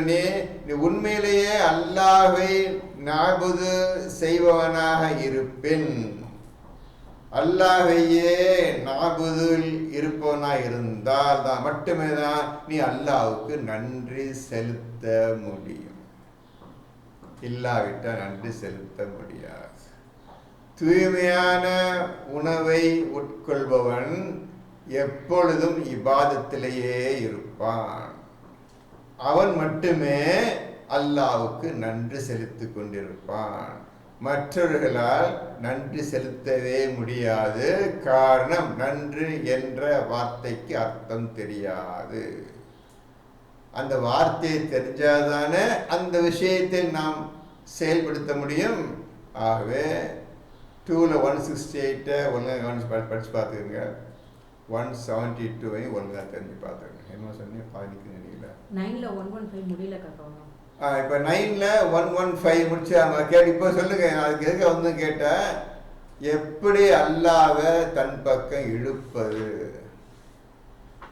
நீங்க அல்லாஹ்வை ஒன்று கேட்காம எப்படி அல்லாஹ் உங்க பக்கம் ஓடி வந்தான்? நான் சொல்லித்தரேன், உனக்கு சொல்லித்தரேன் எப்படி வந்தான்?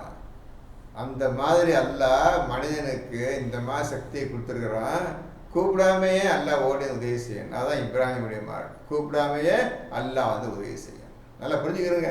எப்படி இப்ராஹிம் உங்களுடையும் பாருங்க. அல்லாஹ் இப்ராஹிம் வந்து அல்லாஹ் எந்த உதவியும் கேட்கல. அதே மாதிரி நீங்க அல்லாஹ் எந்த உதவியும் கேட்கல. அல்லாஹ் சொன்ன புத்தகத்தை, தூய்மையான வாக்க, இதை நம்ம செயல்படுத்தணுப்பா, இது இறங்கணுப்பா. என்னதான் சரி படிச்சு ஓதி நம்ம சிந்தனை செஞ்சு அல்லாஹ் சிந்திக்க சொல்றான். புத்தகத்தை சிந்தனை செய்து முயற்சி பண்ணிட்டே இருப்போம் என்று இறங்கி வைக்கிறானால் அல்லாஹ் டைரக்டா நான் வர்றேன் அவனை சொல்லித்தார். நான் சொல்லி படி முடிச்சிருக்கேன்.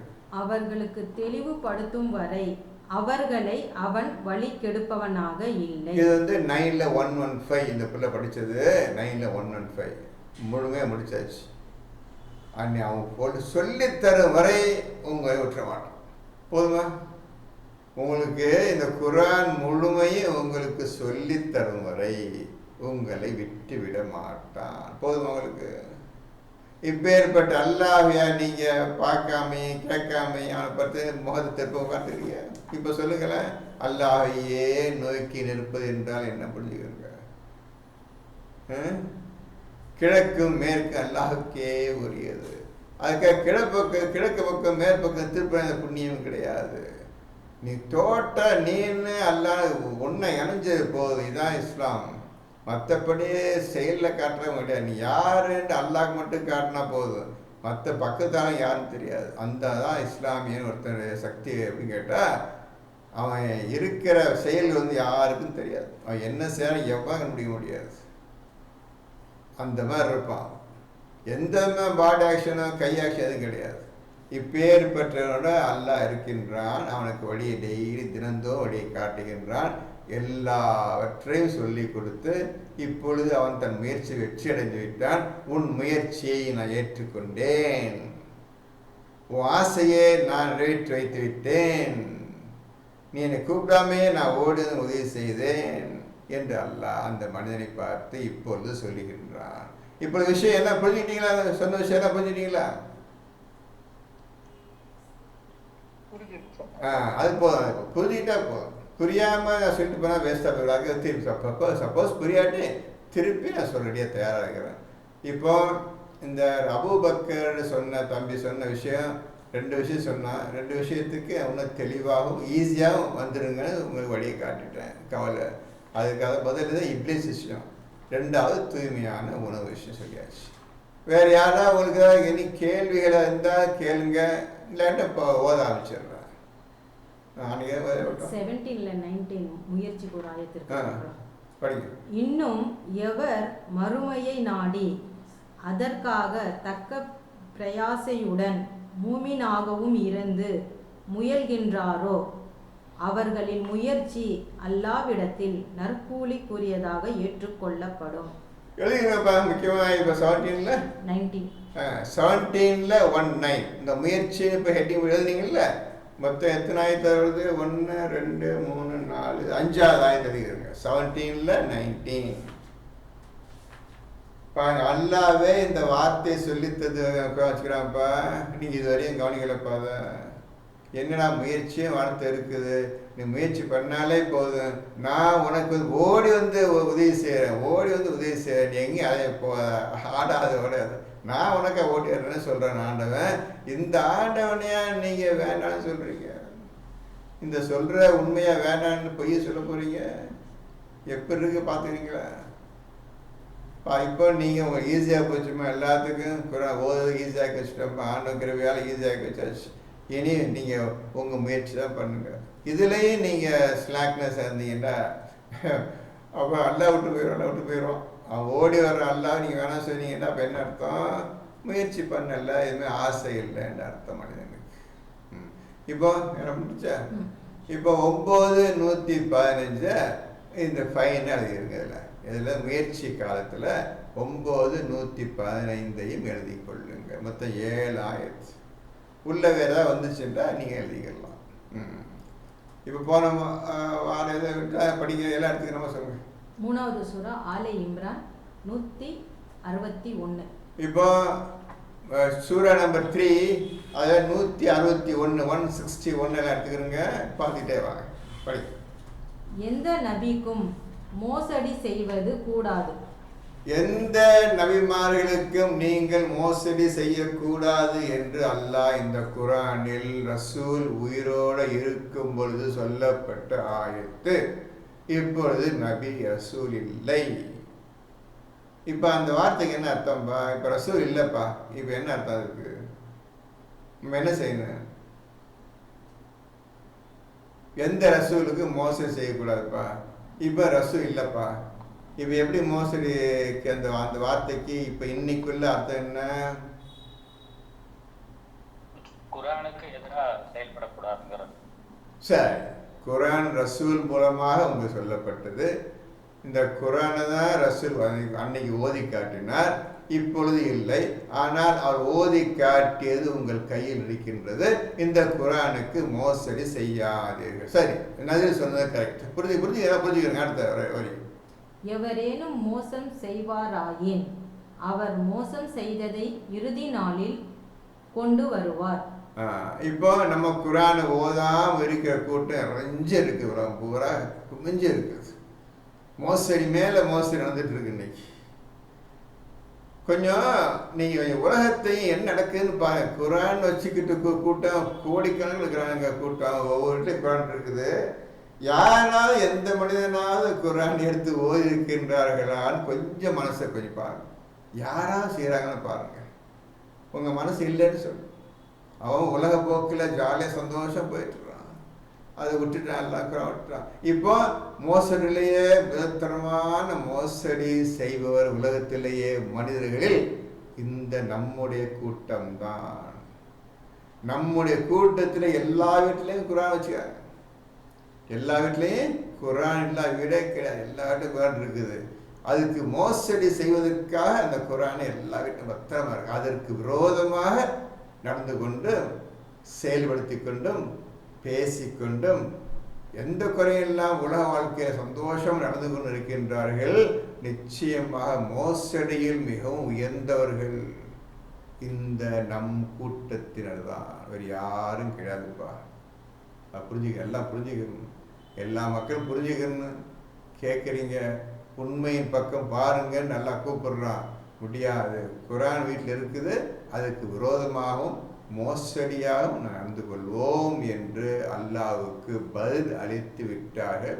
இன்றைய என்ன பண்ணுறது, அதுக்கு தெரிய எல்லா பேரும் வச்சுட்டு இருக்கேன். ஷாஃபி ஷியா வச்சுட்டு இருக்கேன். இதே மாதிரி கூட்டம் இஞ்ச கூட்டம் எல்லாம் குரான் ஓதாது கூட்டம். படி அடுத்த.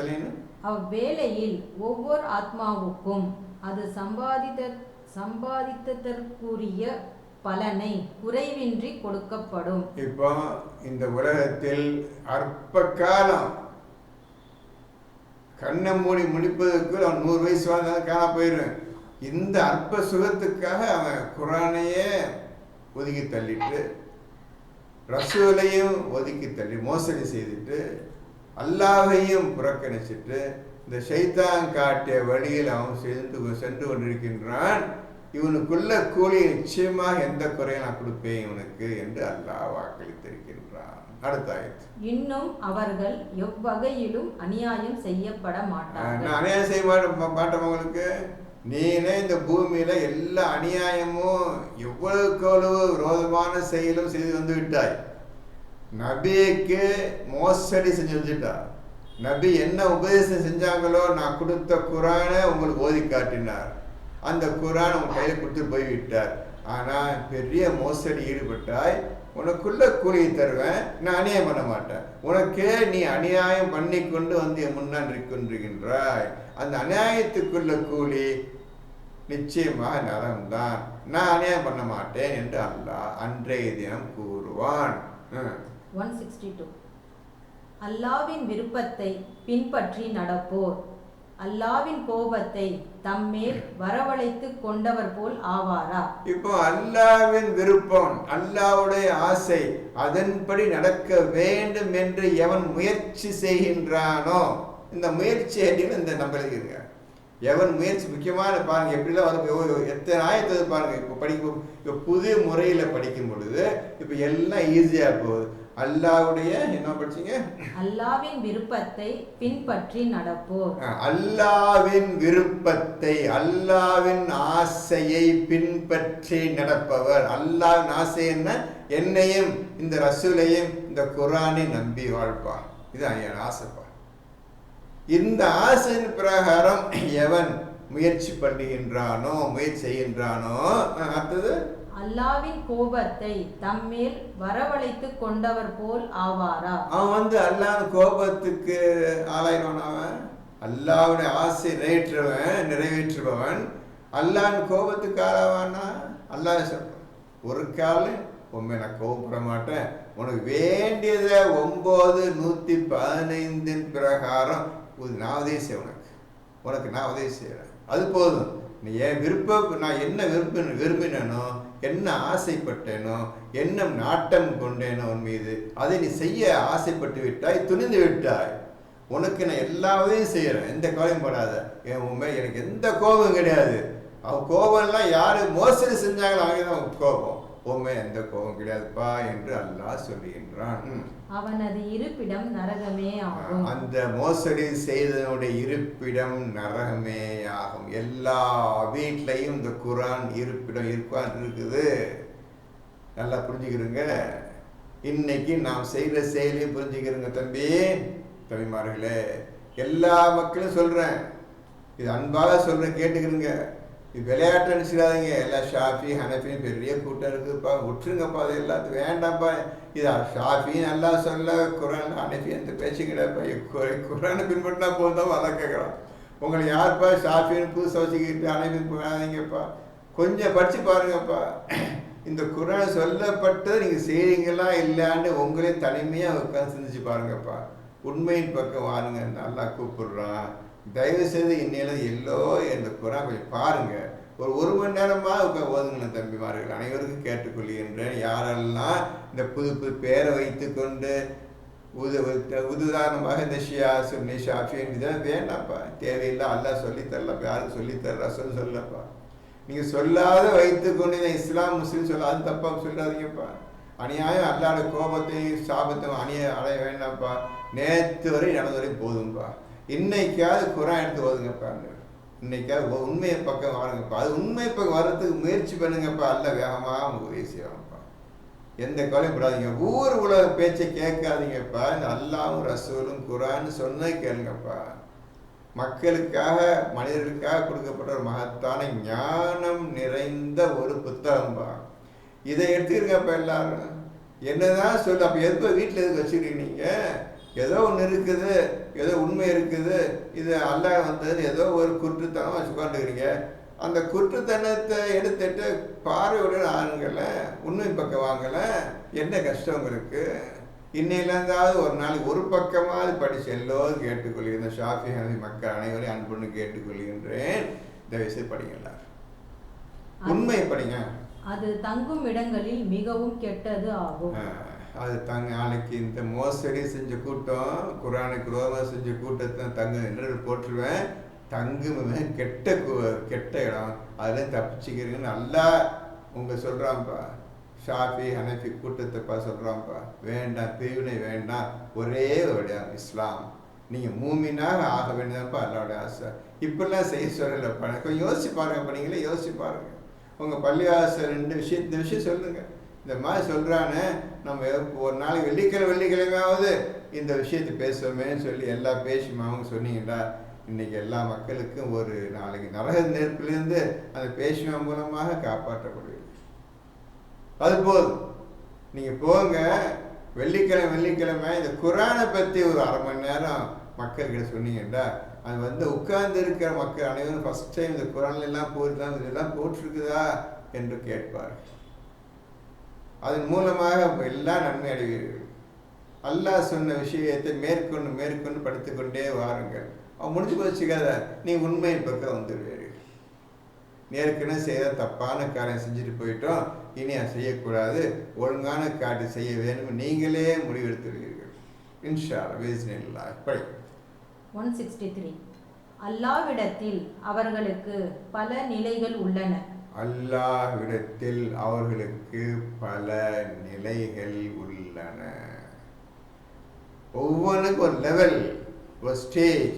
ஒவ்வொரு நிமிஷம் அல்லாஹ்வையே நோக்கி அல்லாஹ்வுடைய விஷயத்தை முயற்சி பண்ணி கொண்டிருக்கின்றார்களோ அவர்களுக்கு அல்லாஹ்விடத்தில் பல நிலைகள் இருக்கின்றன. இன்னைக்கு நீங்கள் எவ்வளவு முயற்சி பண்ணுறீங்களோ அந்த முயற்சிக்கு தோதான ஒரு அந்தஸ்து, ஒரு உயர்வு. நேற்று 5% முன்னேறிந்தார், இன்னைக்கு 6% ஆகிட்டார். அப்படி ஓதி அடுத்த 7%. இப்படியே பல நிலைகள் உண்டாகிக்கொண்டே போங்க. அல்லாஹ்வை நெருங்குவது பல நிலைகள் இருக்கின்றன. இதில் நீங்கள் என்ன செய்யணும் கேட்டால், இந்த நிலைகளை அடையிறதுக்கு உள்ள நிறைய விஷயங்கள் இருக்கின்றன. அந்த விஷயங்களை இப்போ சொல்லி இப்போ தான் நீங்கள் ஈஸியான முறை கொண்டு போயிட்டுருக்குறேன். இப்போ அதை வச்சு சொன்னா மனசு உடைஞ்சு போயிடும். இப்போ அந்த நிலைக்கு வாங்க. உங்கள் முயற்சியை ஒவ்வொரு நிமிஷமும் உயர்த்திக்கிட்டே போங்க. உங்கள் நிலையம் உயர்த்திக்கிட்டே போவாங்க.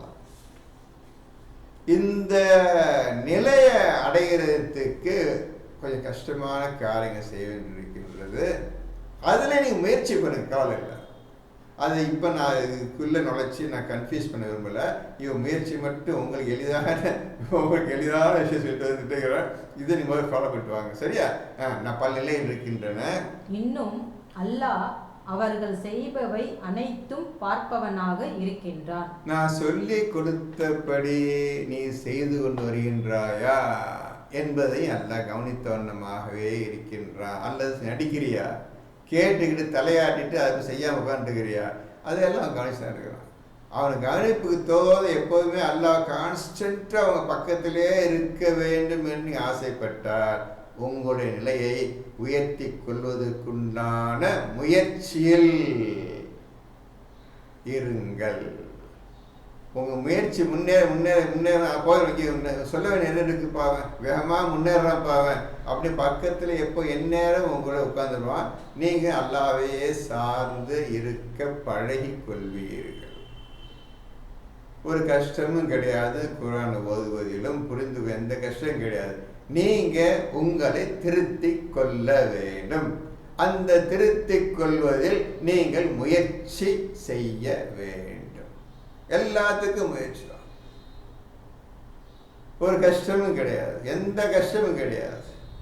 என்ன தம்பிமார்களே, புரிஞ்சதெல்லாம் சொல்ல புரியுதா? அல்ஹம்துலில்லாஹி ரப்பில் ஆலமீன். நான் படிக்கமா 164. நிச்சயமாக அல்லாஹ் மூமின்களுக்கு அருள் புரிந்து இருக்கின்றான். நிச்சயமாக அல்லாஹ் மூமின்களுக்கு அருள் புரிந்து இருக்கின்றான். மூமின்களுக்கு புரிந்திருக்கின்றான். நம்மளுக்கு மூமின்னா என்னன்னு தெரியாது. நான் இன்னும் மூமினாகவும் ஆகவும் இல்லை. மூமின் ஆவதற்கு இப்போ நம்ம செய்யக்கூடிய செயல்கள் முயற்சி. நான் மூமினாக ஆக வேண்டும், நான் தூய்மையுடன் ஆக வேண்டும் என்ற முயற்சியில் நாம் இருக்கின்றோம். மூமின்களாக யார் இருந்தார்களோ அவர்களுக்கு அல்லாஹ் உதவியும் செய்திருக்கின்றான். அவன் அவர்களுக்கு அவர்களில் இருந்தே ஒரு ரசூலை அனுப்பி வைத்தான். அவர் அவனுடைய வசனங்களை அவர்களுக்கு ஓதி காண்பிக்கிறார். இன்னும் அவர்களை பரிசுத்தமாக்குகிறார். மேலும் அவர்களுக்கு வேதத்தையும் ஞானத்தையும் கற்றுக் கொடுக்கின்றார். அவர்களோ நிச்சயமாக இதற்கு முன் பகிரங்கமான வழிகேட்டிலேயே இருந்தனர். இதற்கு முன் பகிரங்கமான வழிகேட்டில் இருந்த அரேபிய மக்களுக்காக அந்த ஊர் மக்களிலிருந்தே ஒரு தூதரை நபி முஹம்மதை அல்லாஹ் உண்டாக்கினான். அவர் அல்லாஹின் ஆகமங்களை குர்ஆனை ஓதி காட்டுகின்றார். நீ எப்படி தூய்மையாகவா, எப்படி தூய்மையாக முடியும் என்பதையும் சொல்லி காட்டுகின்றார். அவன் சொல்லிய காட்டியபடி அவன் நடந்தால் நிச்சயமாக அவன் தூய்மை அடைகின்றான். இவ்வாறாக நபி மக்களுக்கு எல்லா உதவியும் செய்து கொண்டு வந்தார். என்ன முடியுது? பரிசுத்தமாக்குகிறார். மேலும் அவர்களுக்கு வேதத்தையும் ஞானத்தையும் கற்றுக் கொடுக்கின்றார். அவர்களோ நிச்சயமாக இதற்கு முன் பகிரங்கமான வழிகேட்டிலேயே இருந்தனர். அந்த வழிகேட்டில் இருந்த மக்களுக்கு இவ்வாறாக ரசூல் உதவி செய்கின்றார். இந்த ரசூலுக்கு மோசடி செய்து விடாதீர்கள். உங்கள் நன்மைக்காக அவர் பாடுபடுகின்றார். ஆகவே நன்மை ஏற்றுக்கொள்ளுங்கள். இந்த நன்மையை உண்மையாக்குங்க நீங்கள். ஆகவே இந்த குர்ஆனுக்கு எந்த வகையிலும் நீ மாறு செய்து விடாதீர்கள். தூய்மையாக ஆவதற்கு முழு முயற்சியில் நீங்கள் ஈடுபடுங்க. நான் இப்போ எல்லாத்துக்கும் சொல்லிட்டு வரேன், முயற்சியுமே சொல்லிட்டு வரேன். எல்லா ஆயத்தையும் நான் முயற்சியின் பக்கம் சொல்லிட்டு வரேன்.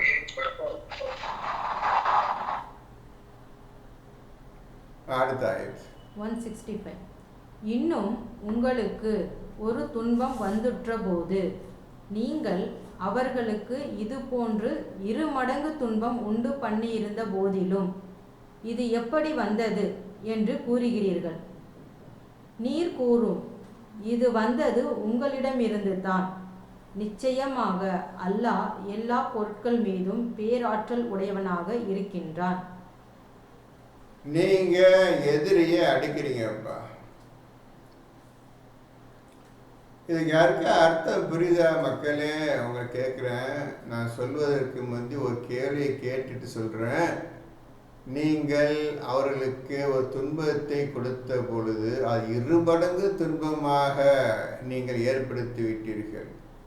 நீங்கள் ஏற்படுத்தியதை விட்டு இது யார் ஏற்படுத்தினு கேட்குறீங்க? அப்படி கேட்குறாங்க. இது எது அர்த்தம் புரியுதா?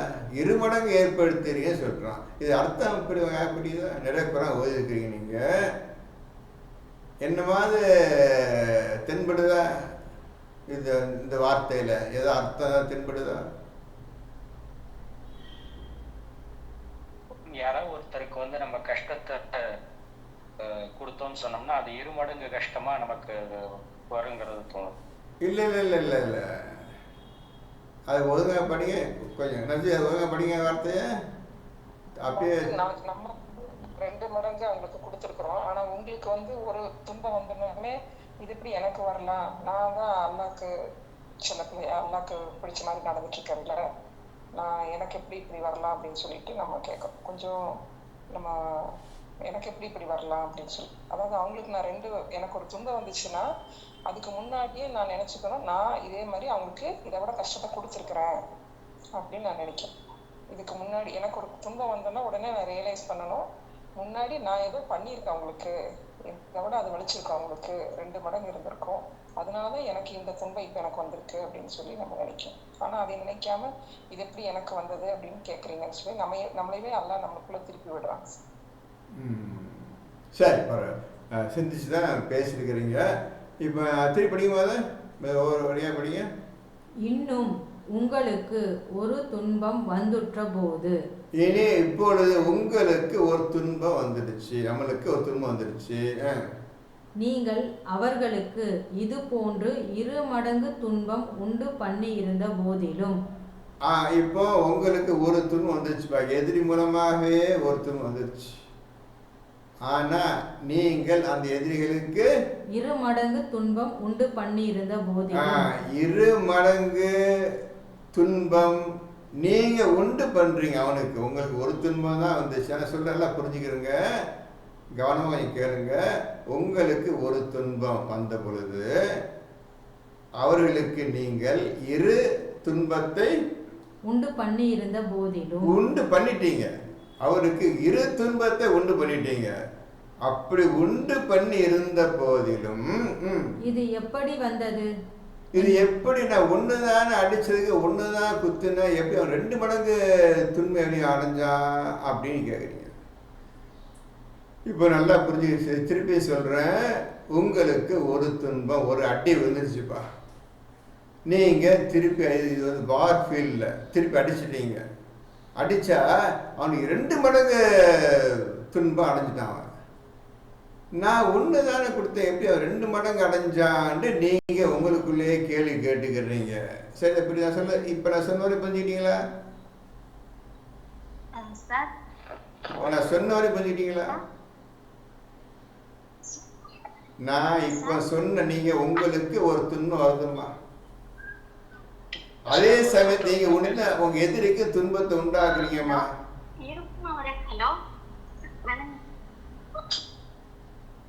கொஞ்சம் வெயிட் பண்ணுங்க, உங்க கேட்டுடுறேன். நான் சொல்றத முடிச்சிடுறேன், நீங்க உங்க பதில் சொல்லிடுங்க. ஒரு துன்பம் நீங்க அடைந்த பொழுது அவர்களுக்கு உங்கள் மூலமாக நீங்க திருப்பி கொடுக்கும் பொழுது 2 துன்பங்களை கொடுத்து விட்டீர்கள். 2 துன்பங்கள் அடைஞ்சிட்டாவன் எதிரி வந்து. இப்போ அடைஞ்சவன் இப்போ நீங்க பாத்தீங்கன்னா எப்படி 2 துன்பத்தை யார் கொடுத்தது? ஒண்ணுக்கு ஒண்ணுதான் திருப்பி அடிச்சான், அவன் 2 துன்பத்தை அடைஞ்சிட்டானே அப்படின்னு நீங்க கேக்குறீங்க. இதான் இப்ப படிச்சவரே உங்களோட அர்த்தம்.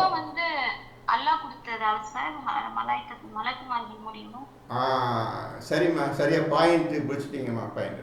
அதான் இப்போ குழந்தைங்க படிச்சீங்கன்னு கேட்டேன். இப்போ நீங்க அல்லாஹ்வின் பாதையில வேகமா இறங்குறீங்க.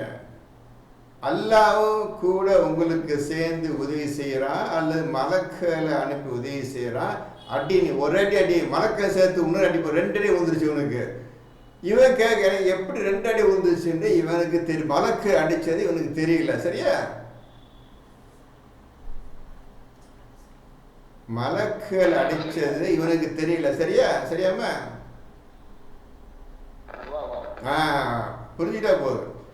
அதனால இவன் யோசிக்கிறான், எப்படி ஒன்றுதான் அடித்தான் இவன், இப்போ எப்படி இவன் 2 அடி வாங்கிறானே அப்படின்னு இவன் யோசிக்கிறான். யாரு? மூமின் யோசிக்கிறான்.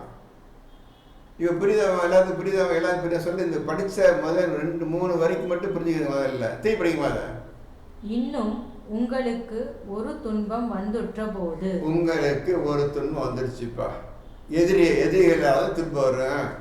நீங்கள் அவர்களுக்கு இது போன்று 2 மடங்கு துன்பம் உண்டு பண்ணி இருந்த போதிலும், அவனுக்கு 2 மடங்கு துன்பத்தை உண்டு பண்ணிட்டீங்க. நீங்க அடிச்சதுக்கு திருப்பி அடிச்சீங்க. அடிச்ச 2 அடி அவளுக்கு இன்னொரு அடி அவனை அடிச்சான். அது 2 துன்பம் அடிக்கலையோ எப்படி இருந்துச்சு இவன் கேட்கறான். எப்படி விழுந்துச்சுன்னு கேட்கறான். அப்படி விழுந்த போது இது எப்படி வந்தது என்று கூறுகிறீர்கள். இது எப்படி வந்தது என்று நீங்கள் கூறுகின்றீர்கள். இப்ப இந்த புள்ள சொன்னிச்ச மலக்கள் மூலமா அல்லாவும் மலக்களும் சேர்ந்தா அந்த 2வது துன்பத்தையும் கொடுத்துக்கிறாங்க. அடுத்து படிங்க. நீர் கூறும், இது வந்தது உங்களிடம் இருந்தே தான். இது வந்தது உங்களிடம் இருந்த 2 அடி குடிச்சா ஓம் மூலமா அடிச்ச 2 அடி நீ தான் அடிக்கணும். ஓம் மூலமா அடிச்சுக்கிறேன். அது மலக்கல் உன்னோடு சேர்ந்துக்கிட்டு தான் அவன் அடிச்சுக்கிறாங்க. அதனால நீ தான் மலக்கல் நீ 2 சேர்ந்து அடிச்சிங்க. உனக்காக மலக்க உதவி செஞ்சாங்க. அந்த உதவி அவனை உங்களோட அடி மலக்கல் அடி என்று அல்லாஹ் நீங்க செஞ்சீங்க, நான் செய்யல. நீங்க தான் என் மேல் நம்பிக்கை வச்சீங்க. நிச்சயம் மலக்க உதவி செய்வாங்கன்னு நம்புனீங்க.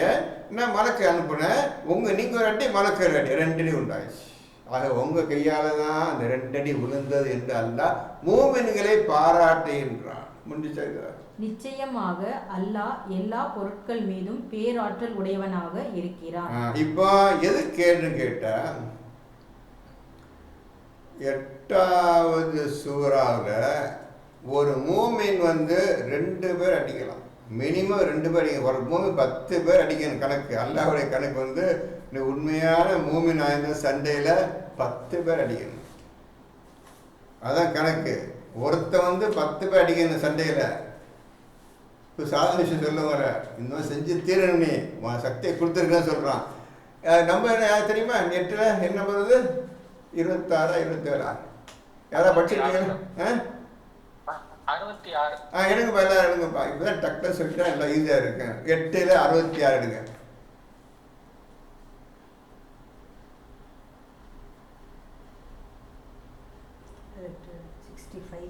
65 படிங்க. 8ல் ரொம்ப முக்கியமான விஷயத்துக்கு பாயிண்ட் வந்துருக்கு. இப்போ எல்லாரும் பரவாயில்ல, எல்லாம் நல்லா ஓதிக்கிறீங்க, எல்லாம் டக்குன்னு பதில் சொல்கிறீங்க, ரொம்ப சந்தோஷமாக இருக்குது. அவ்வளோதான், முடிஞ்சு போச்சுமா. எந்த காலம் போடாதீங்க. ஆண்டவன் நம்மளோட இருக்கிறாம்மா. உண்மை ஒன்று இருக்குது உலகத்தில். உண்மையான இறைவன் யாரென்று அறிஞ்சுக்கிட்டா போதும். இவன் தான் உண்மையான இறைவன். அவன்கிட்ட உதவி பார்த்துட்டீங்க போதும். கரெக்ட். இந்த குர்ஆன்ல சொல்லப்பட்ட உண்மையான இறைவன் நீங்களே முடிவுக்கு வந்துடுவீங்க. எந்த கவலைப்பட தேவையில்லை. இப்போ 8ல் 65 படிங்க. நபியே, நீர் மூமின்களை போருக்கு ஆர்வமூட்டுவீராக. இப்போ போர் விஷயம் தான். அது போர் விஷயம் தான். 2 மடங்கு அடி விழுது. இப்போ மூமின்களுக்கு நீர் போர் செஞ்ச வேண்டும் என்று ஆர்வமூட்டுவீராக. பயந்தாங்குள் இருக்கக்கூடாது. அடிக்க வந்தாண்டா இறங்கிடணும். 2 பார்த்துருந்து பயந்து ஒரு பேச்சே கிடையாது.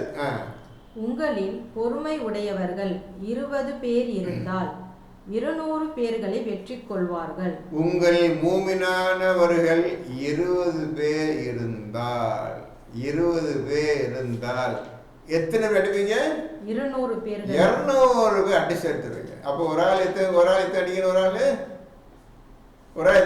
ஒரு ஆள்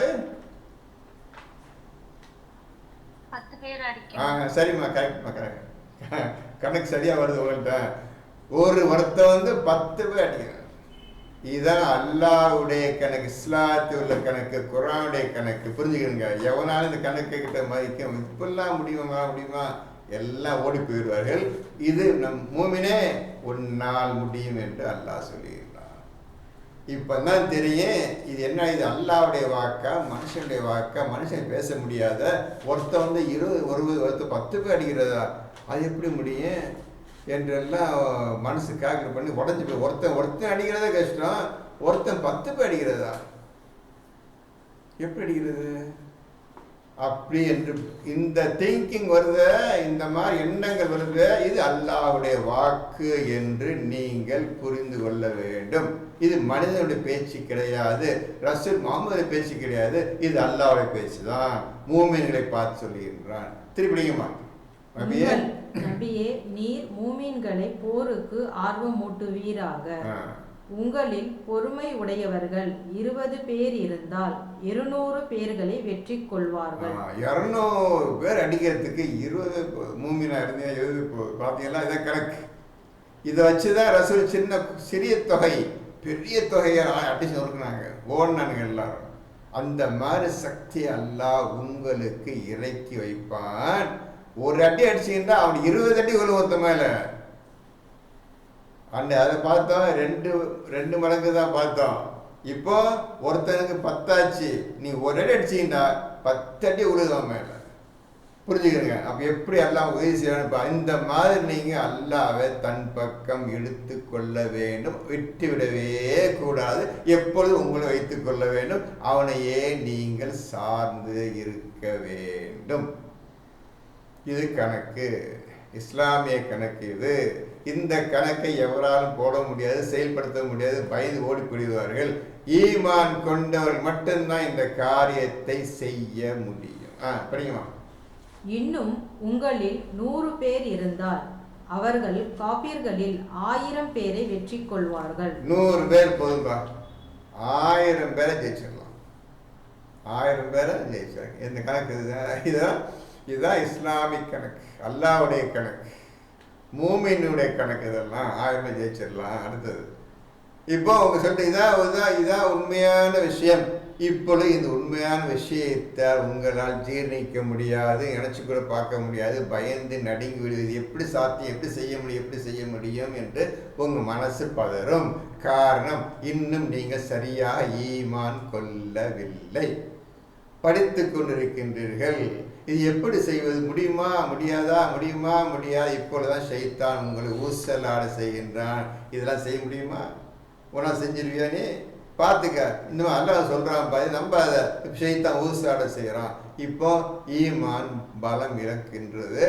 இறுதியில் இது நம்மளாம் முடியாதுப்பா, ஏதோ அரைகுறை ஈமா வச்சு உட்காந்துருக்கிறோம், இதெல்லாம் செய்ய சொல்கிறோம், எப்படி செய்கிறது, ஒருத்தன் எப்படி 10 பேரை சுற்றி அடிக்கிறது, அப்படி என்று உங்களுடைய எண்ணங்கள் இப்பொழுது இறங்கி கொண்டிருக்கும் பொழுது இப்போ அடுத்த ஆயத்தை என்ன சொல்ல பாருங்க. ஏனெனில் நிச்சயமாக இவர்கள் விளங்காத கூட்டமாக இருப்பதுதான் காரணம். உன்னை ஈமானை பற்றியும் இந்த தூய்மையாவை பற்றியும் பற்றி விளங்கிக்கிறோம். எவ்வளோ தூய்மையிலையும் ஈமான் எவ்வளோ சக்தி இருக்குதுன்னு விளங்கி கொள்ளாத கூட்டத்தினர் இருக்கின்றார்கள். ரசூல் பேச்சை கேட்டுக்கிட்டு சண்டைக்கு வந்துக்கிறாங்க. அவ்வளோ மற்றபடி ஒன்றும் இல்லை. ரசூல் பேச்சை கேட்டுக்கிட்டு வந்து சண்டைக்கு நிற்கிறாங்க. ஒன்றும் விலகிக்கிறல. அதனால ஒருத்தன் 10 பேர் அடிக்கணும்னு சொன்னேன்னு அப்படியே மல்லாம் நின்றாங்க. இதான் நடக்கக்கூடிய காரியமா, செய்ய முடியாத காரியமா என்று அவர்கள் பிரமித்து நிற்கின்றார்கள். அல்லாஹ் சொல்லுகின்றான், இன்னும் விளங்காதவர்களாக இருக்கின்றார்கள். குர்ஆனை இன்னும் சரியாக ஓதல, புரிஞ்சிக்காதிருக்கிறார்கள். ஆகையால் 66 இப்போ 66 படிங்க. ஆகையால் விளங்காதவா இருக்கின்றீர்கள். ஆக உங்களுக்காக அல்லாஹ் உங்களுக்கு கன்செஷன் தர்றோம். சரிப்பா, இதையாவது செய்யப்பா பார்க்க போறீங்க. 8ல் 66, 8ல் 66 எப்படிங்க? உங்களுக்காக எல்லாம் வரணும், இறங்கி வர்றான். நிச்சயமாக உங்களில் பலவீனம் இருக்கிறது என்பதை அறிந்து. நிச்சயமாக உங்களெல்லாம் சொல்லும் போதே உங்களுக்கு பாதி உயிர் போயிடும். ஒருத்தவங்க 10 பேர் அடிக்கிறது என்று பாதி உயிர் போயிடும். பலவீனம் ரொம்ப வீக்கா இருக்குது என்பதை அல்லாஹ் அறிந்து கொண்டான். என்பதை அறிந்து அல்லாஹ் என்ன சொல்றான்? தற்சமயம் அல்லாஹ் அதனை உங்களுக்கு இலகுவாக்கி விட்டான். இப்ப ஈஸி ஆகிட்டான். உன்னால 10 பேர் அடிக்க முடியாது, நீ சொல்லும் போதே உனக்கு பாதி உயிர் போயிடுச்சு, உனக்கு ஈஸியா வச்சிடுறேன், அதே செய். என்ன சொல்றான்? எனவே உங்களில் பொறுமையுடைய 100 பேர் இருந்தால் அவர்கள் 200 பேர் மீது வெற்றி கொள்வார்கள். ஆகவே நீங்க பொறுமையோட இருந்து பழகிக்கிறீங்க. அப்படி இருந்து இப்ப இருப்பீர்களானால் ஒருத்தன் 2 பேர் அடிங்கப்பா, ஒருத்தன் 2 பேர் மினி 2 பேர் அடிச்சாகணும். இல்லைன்னா சண்டைக்கு போகாது, சண்டைக்கு இல்லை போகிற லாய்க்கே கிடையாது. நீ ஈமான் கொண்டாட்டாலும் சரி, பொறுமையாக இருந்து பழகிட்டா போதும். நீ மினிமம் ஒருத்தன் 2 பேரை ஏற்று 2 ஜெயிக்கணும். ஒருத்தனுக்கெல்லாம் அதை சும்மா பயந்தாங்க, அது கிடையாது. உன் வீரம் எப்படி கேட்டால் ஒருத்தன் 2 பேர் அடிக்கணும். ஒருத்தன் 10 பேர் அடிக்கணும்னு சொன்னேன், அதுக்கு இன்னும் நீ தயாராகலை. ஆகவே மினிமம் ஒருத்தன் 2 பேர் அடிச்சிருந்தீங்க. 100 பேர் இருந்தீங்கன்னா 200 பேர் அடிக்கப்பாங்க. உங்களில் இத்தகையோர் 1000 பேர் இருந்தால் அல்லாவின் உத்தரவு கொண்டு அவர்களில் 2000 பேர் மீது வெற்றி கொள்வார்கள். நீங்க பொறுமையுடன் இருப்பீர்களே ஆனால் நீங்க 1000 பேர் இருந்தீங்கன்னா 2000 பேரை ஜெயிச்சிடலாம். இந்த மாதிரி கணக்கில் உங்களை கொண்டு போறாண்ட அமைச்சர் அல்லாஹ் பொறுமையாளர்களுடனே இருக்கின்றார். ஆகவே இந்த 2க்கு தான் கொண்டு வந்தார். நீங்க ஒரு அடி அடிச்சீங்க, எப்ப 2 உண்டாச்சு கேட்குறீங்கல்ல. 3 165 162 3ல் 165 படி நான் 1 தான் அடித்தேன், எப்படி 2 அடி விழுந்துச்சுன்னு கேட்குறீங்கல்ல. அதை இப்போ வந்து பாருங்க, 2 பேர் அடிக்கணும். 2 குத்தா ஒருத்தவங்க 2 ஆண்டா அவங்க 2 அடி விழுவணும். நம்ம இன்னொரு 2 பேர் வரணும், இன்னொரு அடி இன்னொருத்தன் விழுவணும். அது ஒருத்தன் நின்றுனா நீங்கள் ஒருத்தன் அடிச்சிங்க, அடிச்சோன்னா அது 2 குத்து அவங்க வந்துருச்சு. அது 2க்காக தான் கொண்டாந்தேன். இப்போ 3ல் 165 பக்கத்தில் இஸ் ஈக்குவல் டு 8ல் 66 எழுதிருங்க. இதெல்லாம் டோட்டலாக முயற்சியின் அடிப்படையில் போய் கொண்டிருக்கின்றது. நான் பேசுறது பூரா முயற்சியின் அடிப்படையில் தான் போயிட்டு இருக்குது. முயற்சி பண்ணுங்க, 2 பேர் அடிங்க, நாளைக்கு 10 பேர் அடிங்க. முயற்சி பண்ணிட்டா 10 பேர் அடிக்கலாம். முயற்சியில் உட்காந்துருந்தா 2 பேர் ஒன்றா போய் ஒன்றிலாம் போயிடும். நீங்கள் லாய்க்கே இல்லாத போதும். உங்களுக்கு எல்லாம் எந்த உதவி செய்ய மாட்டான். முயற்சி பண்ணிட்டே இருக்கணும். முயற்சி பண்ணிட்டு இன்னைக்கு 2 பேர் அடிக்க சொல்லிட்டா அடிச்சா நாளைக்கு சண்டையில் 3 அடிக்கலாமா. இப்படி 10 வரையும் கொண்டு வரணும். 10 வரையும் கொண்டு வந்து செஞ்சு காட்டணுன்னு அல்லாஹ் சொல்லிட்டா வாக்கு ஏற்பட்டு விட்டு நீ ஈமான் கொண்டவனா ஆகிவிட்டாய். நீ விட்டு போத பேச்சே கிடையாது. நீ ஜெயிச்சே தீர வேண்டும் என்றால் அல்லாஹ் அந்த ஈமான் கொண்ட வழிகளை பயன்படுத்தி விட்டான். ஆகவே இந்த வழியில் நான் முயற்சி செய்வோம். இந்த வழியில் நீ ஓதிக்கொண்டே வாருங்கள். இன்ஷா அல்லாஹ் பேசினல்லாஹ் அல்லாஹ் கிருபையால் அடுத்த வாரம் இன்னும் வேகமாக பேசுவோம். இதை படிச்சுக்கிட்டு வாங்க. இதில் உங்களுக்கு கிடைச்ச புது விஷயங்கள், புது அறிவுகள், புது விளக்கங்கள் இருந்தால் எல்லாம் எழுதி வச்சுக்கோங்க. அடுத்த ஞாயிற்றுக்கிழமை பயன் பண்ணும்போது நீங்கள் ஒவ்வொருத்தரும் உங்களுடைய ஒவ்வொரு பதிலையும் விளக்கத்தின் தாராளம் பேசலாம். தம்பிமார்களே, அன்புள்ள ஆண்கள் பெண்களுக்கு சொல்லிக்கிறேன், பேசினேன் அடுத்த வாரம் 10 மணிக்கு வாங்க. இப்போ செகண்ட் பயானையும் கலந்துக்கிறேன், நல்லா கூட பயந்துக்கிறேங்க. அடுத்த வாரம் பிஸ்மில்லாஹிர் ரஹ்மானிர் ரஹீம். ஹஸ்புனல்லாஹ்.